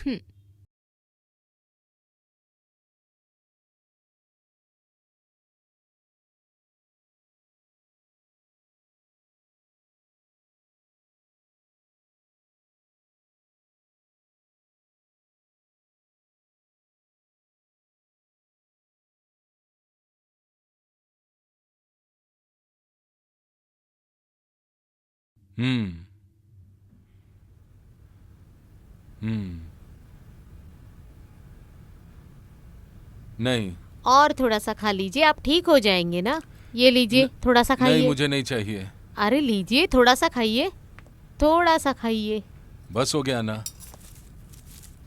दादी माँ ये दवा रखिए, खाने के बाद दे देना। मुझे लेट हो रहा है, और लेट हुआ थोड़ा तो सा वो मालिक खाइए। आज गाली देगा। दादाजी की हालत ठीक नहीं लग रही है, लगता है इनको अस्पताल लेके जाना पड़ेगा। हाँ, अस्पताल जाना है क्या दादाजी? नहीं नहीं चाहिए बेटा। अगर चलना है तो मैं आज काम पर नहीं जाऊंगी। तुम जाओ बेटा। दादी माँ, उस छोटे डब्बे में एक टैबलेट है, अगर कुछ दिक्कत हो तो जीप पे रखिएगा। हाँ, वो टेबल पर रखिए, हाँ। मैं जानती हूँ, मैं दे दूंगी। अगर जरूरत पड़े तो मुझे फोन ठीक है, कीजिएगा। ठीक है, कर दूंगी बेटी, तुम जाओ। दादाजी आपको परेशानी नहीं लग रही है बेटी क्या? तुम जाओ, बस थोड़ी सी सांस लेने में तकलीफ हो रही है, थोड़ी देर में ठीक हो जाएगा। सुनिए, उस दवा को जरूर ले लीजिएगा, दादी हाँ, माँ देंगी। हाँ हाँ हाँ पूरा पैकेट ला कर रखा है। हाँ। अगर मैं दुकान नहीं गई तो बहुत परेशानी हो जाएगी। मैं हाँ। जरा जाकर आती हूँ। हाँ हाँ हाँ। हे ईश्वर, इस बच्ची को अनाथ मत बना देना। हर तरफ से परेशानी ही परेशानी आ रही इस पे, कितना झेलेगी ये बच्ची।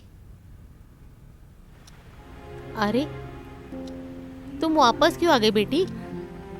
तुम तो जा रही थी ना। कुछ तकलीफ हो रही है दादाजी? कुछ नहीं बेटा।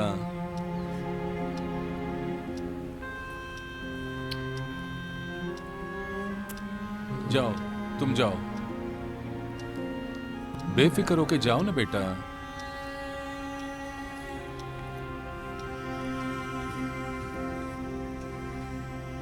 दादी माँ, आपके गले की चेन कहाँ गई?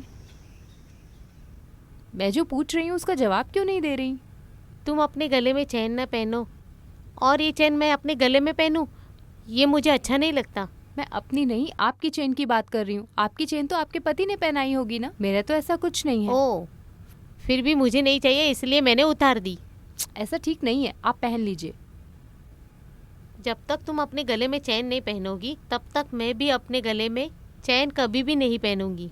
मैं पहन लूंगी, पर आपका गला ऐसे शोभा नहीं देता। मैं जब वापस आऊंगी आपके गले में चेन होनी चाहिए। हाँ मैं जा रही हाँ हूँ। हाँ।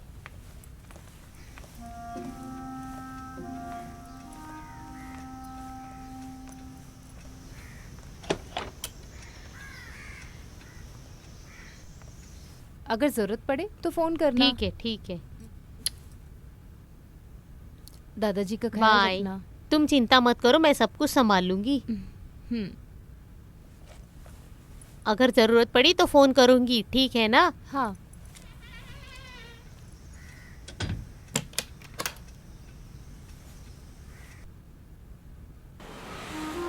हे जीजस।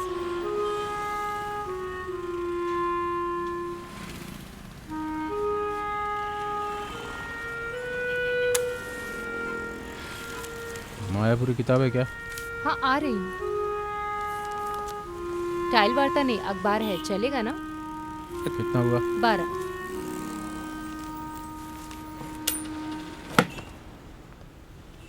हेलो। नमस्ते। सुबह आया था, तुमसे मिलने की सोच रहा था। फोन पर बात करने से बेहतर सोचा तुमसे मिल लूं। वेटिंग चार्ज भी देना हमारे लिए लाभदायक है। आज क्लास नहीं है।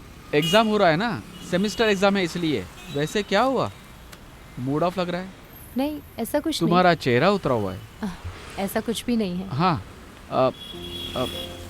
छोटा सा एक गिफ्ट है। सच कहूँ तो इसे गिफ्ट नहीं बोल सकते। मेरी पसंद की चीज को किसी को देने के लिए मेरी माँ ने बहुत प्यार से रखा था। पेंशन मिली थी तब खरीदी थी। माँ टीचर हुआ करती थी। इसके साथ एक मंगलसूत्र बनवाना है, ऐसा माँ बता रही थी। लेकिन मैं। कोई लेकिन वेकिन नहीं, इसे अभी रख लो। ऐसी बात नहीं है, बहुत वक्त गुजर चुका है। मैं इसे लेने के मूड में नहीं हूँ। अभी कोई जल्दबाजी नहीं है, जब पहनने का मन करे तब पहन लेना। फिलहाल इसे रख लो। ऐसी बात नहीं है। मैं कल से परेशान हूँ दादाजी को लेकर। उन्हें कुछ हो ना जाए, मेरा दिल घबरा रहा है। ये सब बस तुम्हारी सोच है, तुम्हारे अंदर का डर है। ऐसी बात नहीं है। हमने कल बहुत देर तक बात की। मौत के समय में जो गाते हैं, कल वो दादी माँ ने गाकर सुनाया। दादाजी कह रहे थे वो अक्सर झूठा गाना गाती हैं। सर ने ठीक ही बोला होगा। दुख को कन्वर्ट करके खुश होने का दिखावा करना बड़े लोगों की आदत है। दर्द कभी बदलता नहीं है। दर्द हमेशा दर्द बनकर ही रहता है। उसे स्वीकार करना ही सही रहेगा। लेकिन हम उसको खुशी में बदलने की बेकार कोशिश में लगे रहते हैं। ये भगवान को भी ठीक नहीं लगेगा। दर्द अनुभव करने के लिए होता है, खुशी मनाने के लिए नहीं होता। वैसे हम आजकल प्रकृति के खिलाफ चल रहे हैं ना। हमारे अंदर खुदगर्जी की भावनाएं हैं प्रकृति के खिलाफ जाकर खुशी को अपनाने का। हम उस प्रकार नहीं कर रहे हैं तो प्रकृति के खिलाफ ही है ना। विमला, मैं तुम्हारी इस बात से सहमत नहीं हूँ।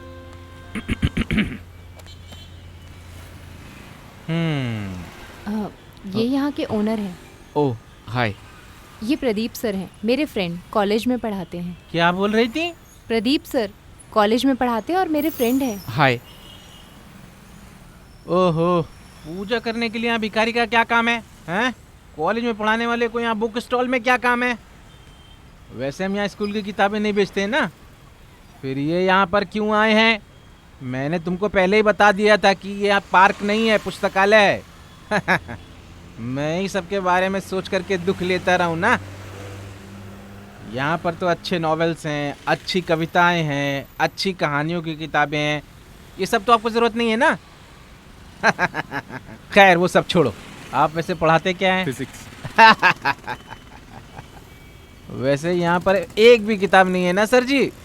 हाँ, तो फिर आप यहाँ टाइम पास करने आए हो ना। अभी आप जिस काम से आए थे सर, वो हो गया है ना? ये आप क्या बोल रहे हैं? अरे तुम जरा चुप रहो बेटी, मैं जरा इस मजनू से 2 बातें करके आता हूँ। अरे गुंडागर्दी दिखाते हो तुम, मेरे बारे में ठीक से नहीं जानते हो, समझ गए ना? क्या जो तुम्हारा स्वभाव जानू। चुप रहो, काम धंधा नहीं, ऐसे लोग यहाँ आ जाते हैं लाइन मारने के लिए। तुम्हारे कॉलेज में तो वैसे भी बहुत सी लड़कियाँ होंगी ना, हैं? फिर यहाँ तुम क्यों आ जाते हो इस लड़की को परेशान करने के लिए? आप जरा इज्जत से पेश आइए। हाँ, मैं तो इज्जत कम ही देता हूँ, लेकिन तुम्हारे लिए इतनी काफी है। अंथोनी जी। अरे वाह, क्या तुमने मुझे बुलाया? तुम मेरा नाम जानती हो क्या?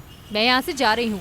बहुत हो गया आपका। बहुत अच्छा फैसला किया है तुमने, लेकिन तुम यहाँ से ऐसे ही नहीं जा सकती हो। तुमने मुझसे कुछ एडवांस पैसा भी लिया हुआ है। मेरे पास काम करते हुए दवा के नाम पर, खर्चे के नाम पर जो पैसा तुमने लिया है वो सारा पैसे का हिसाब किताब मेरे पास रखा हुआ है।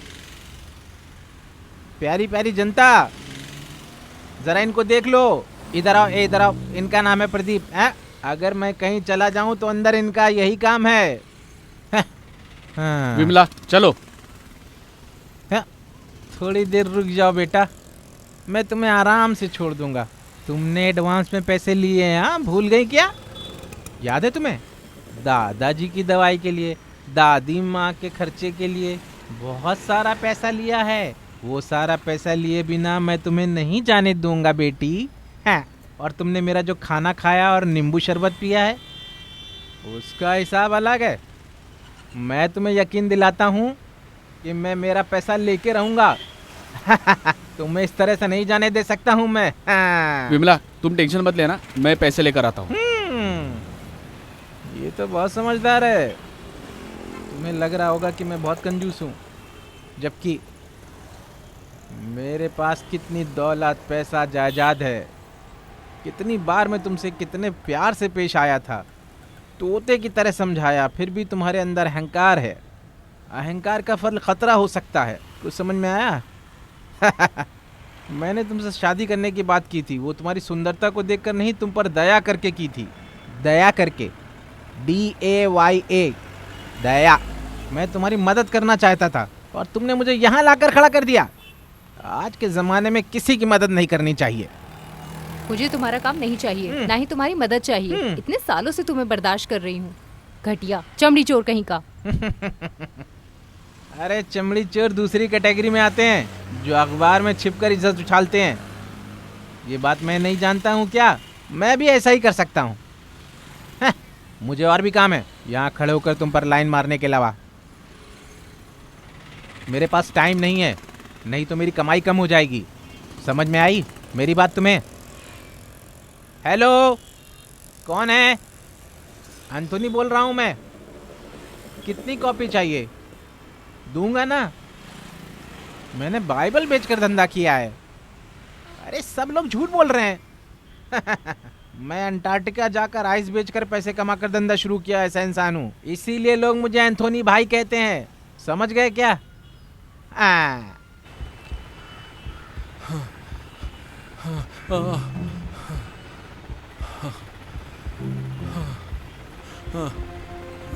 क्या हुआ सर जी? कुछ नहीं। क्या हुआ? थोड़ा गर्म पानी लेकर आओ क्या? नहीं। सीने में दर्द हो रहा है क्या? नहीं। थोड़ा गर्म पानी लेकर आती हूँ। तो फिर मैं किसी को बुला कर लेके आती हूँ। हम अस्पताल लेके जाएंगे। मुझे बहुत डर लग रहा है। नहीं। हे ईश्वर, अब मैं क्या करूँ?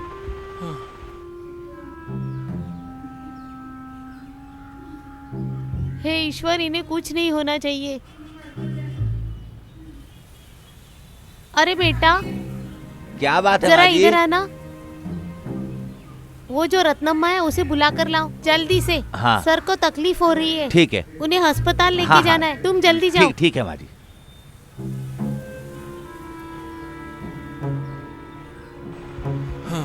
आपको बहुत दर्द हो रहा है क्या? सांस लेने में तकलीफ हो रही है? अभी कोई आ जाएगा, मैंने बुलाने के लिए भेजा है। चलिए उठिए, हम अस्पताल जाते हैं। उठिए, जल्दी से फोन करके उस बच्ची को बुलाओ। उस कैलेंडर पे नंबर लिखा हुआ है। ठीक है? ठीक है, ठीक है। जल्दी से फोन करके उसे बुलाओ। गाड़ी आगे, हम चलते हैं। हाँ हाँ हेलो, बुक स्टॉल है ना? हाँ, वही है। विमला है क्या वहाँ? मिलेगा। मैं छुट्टे भी बेचता हूँ और होलसेल में भी बेचता हूँ। अरे वहाँ किसी पागल ने फोन उठाया। हाँ। अब हम क्या करें? चलो वहीं जाकर। हाँ, आपको कराऊँ।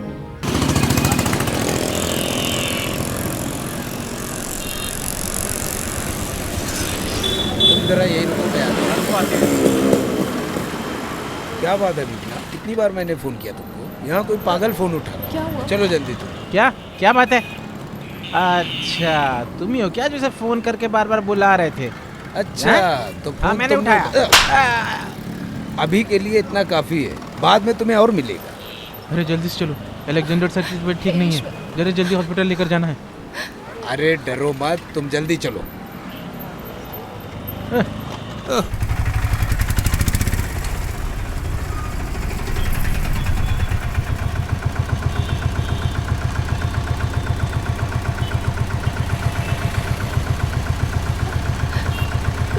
ICU में।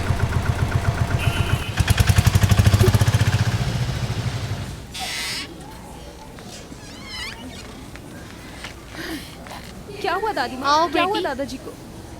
1 घंटे पहले उन्हें सांस लेने में तकलीफ हो गई, शरीर से पसीना छूटने लगा।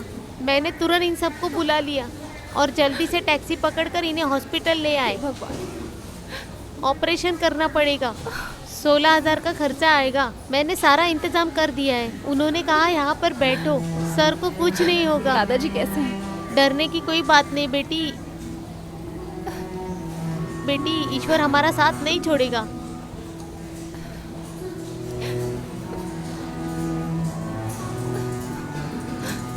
हे जीजे। आ गए तुम, मैं तो पुलिस लेकर आने वाला था। ये लो तुम्हारा पैसा, दोबारा उसको तकलीफ दिया तो। अरे ये क्या है, बस इतने ही? नींबू का शरबत और खाना भी तो खिलाया मैंने, मुझे वो भी पैसे चाहिए। अभी चाहिए क्या? हाँ मुझे अभी चाहिए।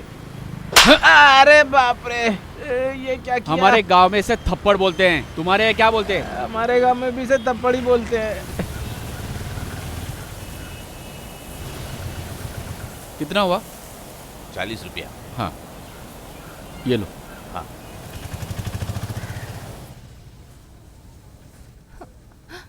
विमला, मुझे सब पता चला, डरने की कोई जरूरत नहीं है। यहाँ एक डॉक्टर मेरा दोस्त है, प्लास्टिक सर्जन डॉक्टर वेणुगोपाल। मैं एक बार उनसे मिला भी था और उनके बारे में बात भी की थी, कार्डियोलॉजिस्ट को बताया था। मुझसे कुछ नहीं बोला जा रहा, मैं बस ईश्वर से प्रार्थना कर रही हूँ। आप इसे कुछ खाने के लिए बोलिए। इसने अब तक कुछ नहीं खाया है, पानी भी नहीं पिया है। अरे विमला, तुम जाकर कुछ खा लो, मैं यहाँ सब संभाल लूंगा। इस तरह उपवास करने से कुछ नहीं होगा।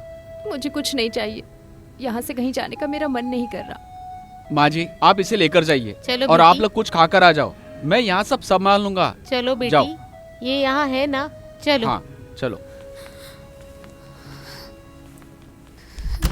अलेक्जेंडर सर के साथ कोई आया हाँ, है क्या? मैं उनके साथ हूँ। वो इस दुनिया में नहीं रहे, वेरी सॉरी। अरे नहीं,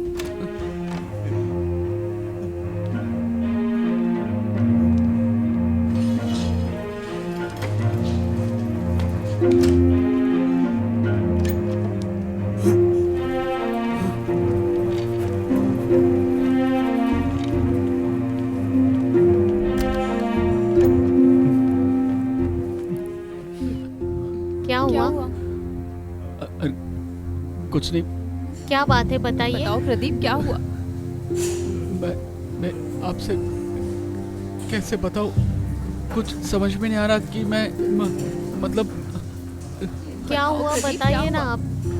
अगर किसी को बताना है तो बता दीजिए, सबको खबर दे। हे ईश्वर, हमारे अलेक्जेंडर सर अब इस दुनिया में नहीं रहे। नहीं रहे विमला, नहीं रहे।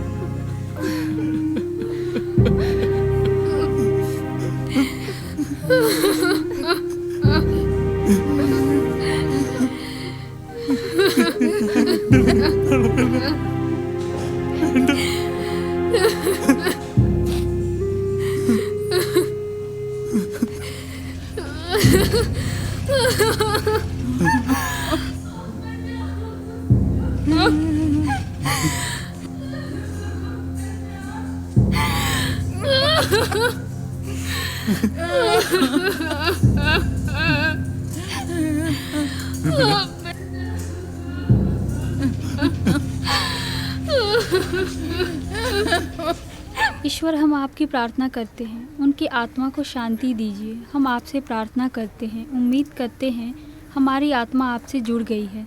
हे ईश्वर, आप कहाँ हैं? हम आपसे प्रार्थना करते हैं, हम हमेशा अपनी आँखों में रखकर आपकी प्रार्थना करते हैं। हम इस जन जनार्दन के सामने आपको ईश्वर स्वीकारते हैं। हम इस आत्मा को आपके पास भेज रहे हैं। उस आत्मा को हम पूरे विश्वास के साथ आपके कदमों में रख रहे हैं। आप इस आत्मा को अपने चरणों में जगह दे दीजिए। ईश्वर, हम आपकी प्रार्थना करते हैं, उनकी आत्मा को शांति दीजिए। हम आपसे प्रार्थना करते हैं, उम्मीद करते हैं हमारी आत्मा आपसे जुड़ गई है। हे ईश्वर, आप कहाँ हैं? हम आपसे प्रार्थना करते हैं। हम हमेशा अपनी आंखों में रखकर आपसे अरे प्रार्थना उनके पिताजी अभी तक दिखाई नहीं दे रहे हैं। उनके रिश्तेदार में कौन है? उनके उनके पिताजी? दूर के रिश्तेदार में एक हैं। अरे लेकिन इतने दूर के रिश्ते को कौन मानता है भाई? और वो तो अभी केस में उलझे हुए हैं। उनकी मुश्किलें और बढ़ गई है। अगर तकलीफ होती तो लोग आते थे। आते भी कैसे? कुर्बानी की रस्म तो उनके गांव में हो रही है, चर्च तो आरसी के हाथ में है। अगर मिनिस्टर को बुलाते तो? यहाँ के एमएलए को ही फैसला लेना पड़ेगा। अगर पुलिस परमिशन देगी तो सर की लाश उनकी वाइफ के बंगले में दफनाएंगे, यही उनकी ख्वाहिश थी। ये सब होना मुश्किल है। वो जगह बन्नी के पिताजी को दफनाने के लिए बुक की गई है। कुछ भी हो जाने दो, लेकिन अलेक्जेंडर की लाश को उनकी वाइफ के बंगले में ही दफनाया जाएगा। मरने के बाद और परेशानी होती है। अरे दफनाने का काम कहीं भी कर सकते हैं ना। अरे उसमें भी मायने रखता है। आप लोग बहस करके परेशानी बढ़ा रहे हैं। बस जहाँ पिताजी को दफनाते हैं वहाँ सौतेली माँ को दफनाने ऐसा देंगे कैसे क्या? हो सकता आप ही बताइए। अरे उनके लिए भी रस्म होती है ना। अरे मेरी बेटी की ससुराल में मैयत हुई थी तो इसी तरह परेशानी हुई थी, और वहाँ भी यही रस्म निभाने के चक्कर में बहुत बड़ा हंगामा हुआ था वहाँ पर। जानते हो तुम, यहाँ भी ऐसे होने वाला है, समझे? हाँ, एड्स। उस लाश को दफनाने के लिए हमें कितनी परेशानी हुई पता है तुम्हें? ये वो रस्म है जो पुराने जमाने से चलती आ रही है। मिनिस्टर और पुजारी के आने के बाद ही उस आदमी को कब्र में दफनाना पड़ा है। अगर उनको वैसे ही रखेंगे तो हाँ। बाकी लाशें भी प्रभावित होंगी। सही कहा।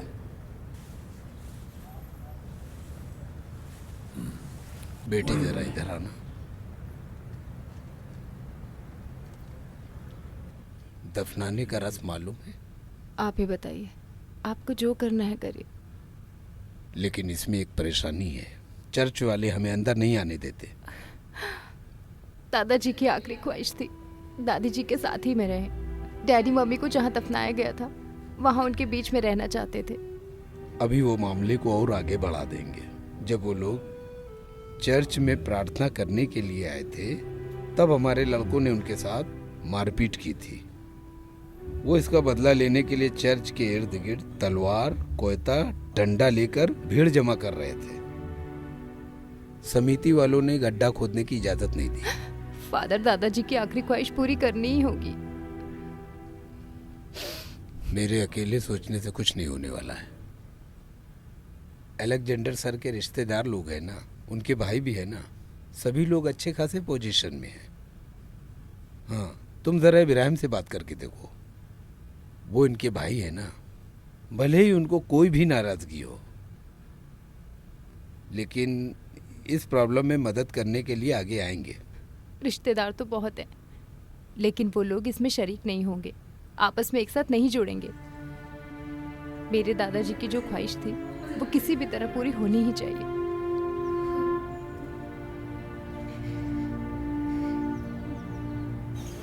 हम चर्च के बगल में नहीं जा सकते हैं। आरसी के हाथ में चाबी है। सीआरपी यहाँ आने वाला है। मुझे ये भी खबर मिली है कि पुलिस वाले भी आ रहे हैं।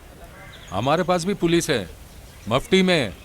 ऐसा है, मेरा दोस्त है, इसीलिए मुझसे ज्यादा सवाल नहीं किया। ओ, ये सब होने वाला काम है क्या? तुम्हें लग रहा है? ऐसा हुआ तो अच्छी बात है।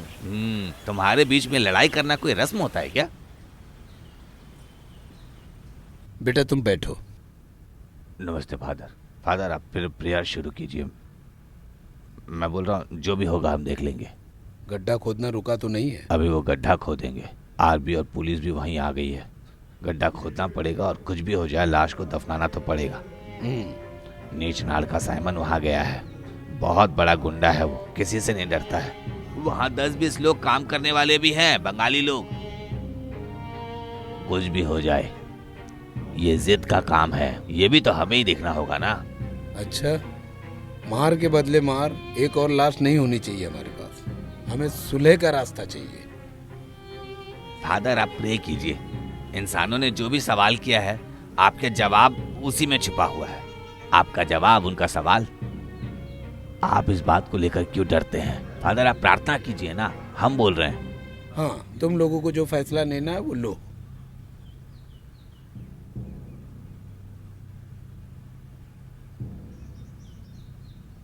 हमारे छोटे बेटे की बीवी का क्या हो रहा है पता है आपको?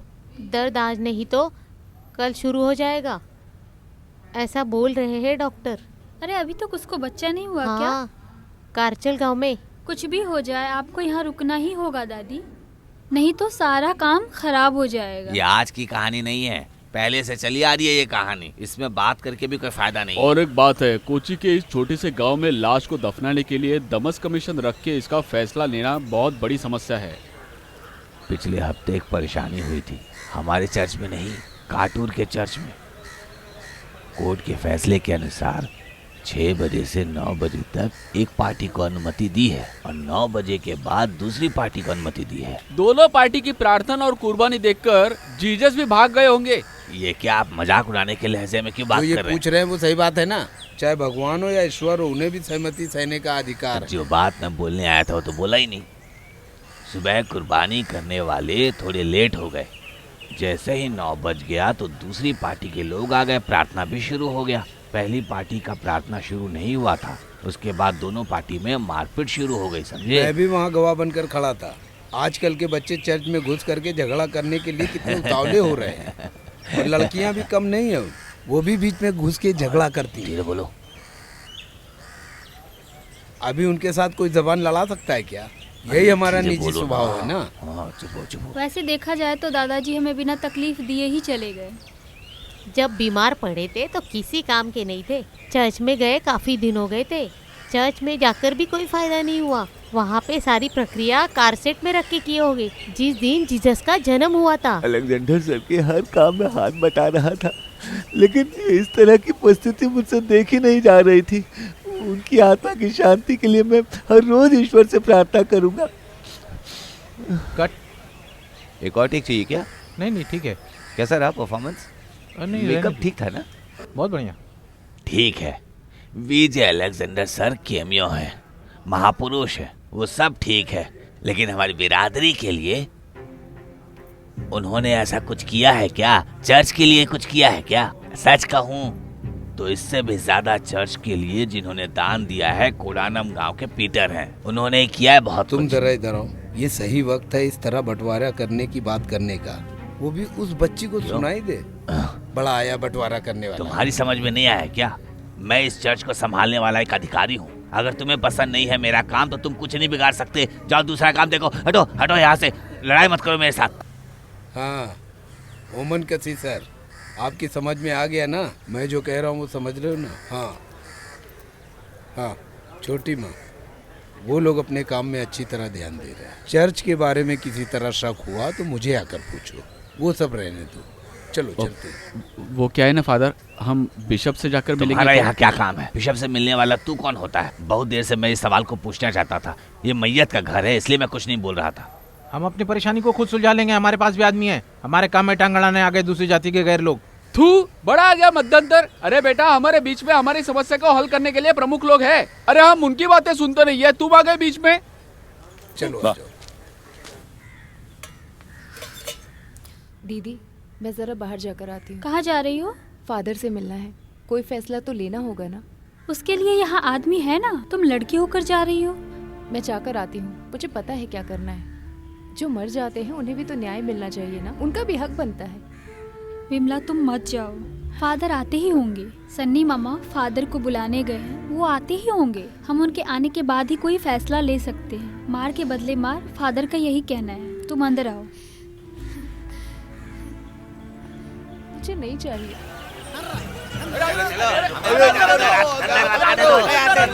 ये क्या हो रहा है यार? कुरुक्षेत्रम। क्या? अरे कुरुक्षेत्रम वही तो है।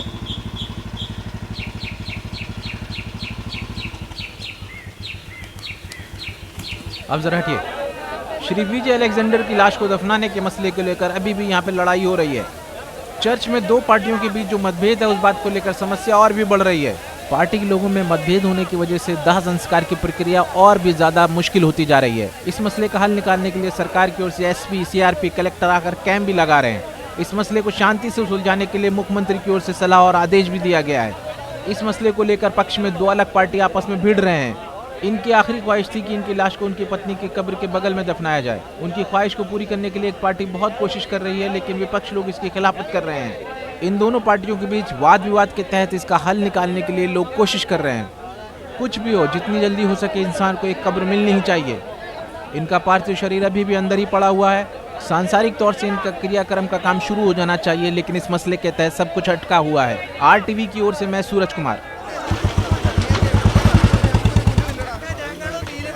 കർത്താവേ, കഷ്ടതകളും ദുഃഖങ്ങളും നിറഞ്ഞ് ഈ ലോകത്തു നിന്നും വിട പറഞ്ഞ് യാത്രയായി വിദൂര സ്ഥലത്തായിരിക്കുന്ന ഈ ആത്മാവ് ആശ്വാസവും ആനന്ദവും നിറഞ്ഞിരിക്കുന്നതായ സ്ഥലങ്ങളിലേക്ക് നിന്റെ വിശുദ്ധ മാലാഖമാരാൽ നയിക്കപ്പെടുവാനും പുനരുദ്ധാരണ ദിവസം വരെ ഇവിടെ ആനന്ദം അനുഭവിച്ച് പിതൃപുത്ര പരിശുദ്ധാത്മാവായ നിന്റെ മുഖപ്രസന്നതയോടുകൂടി അഭിമുഖീകരിക്കാനും ഇടയാക്കണമേ.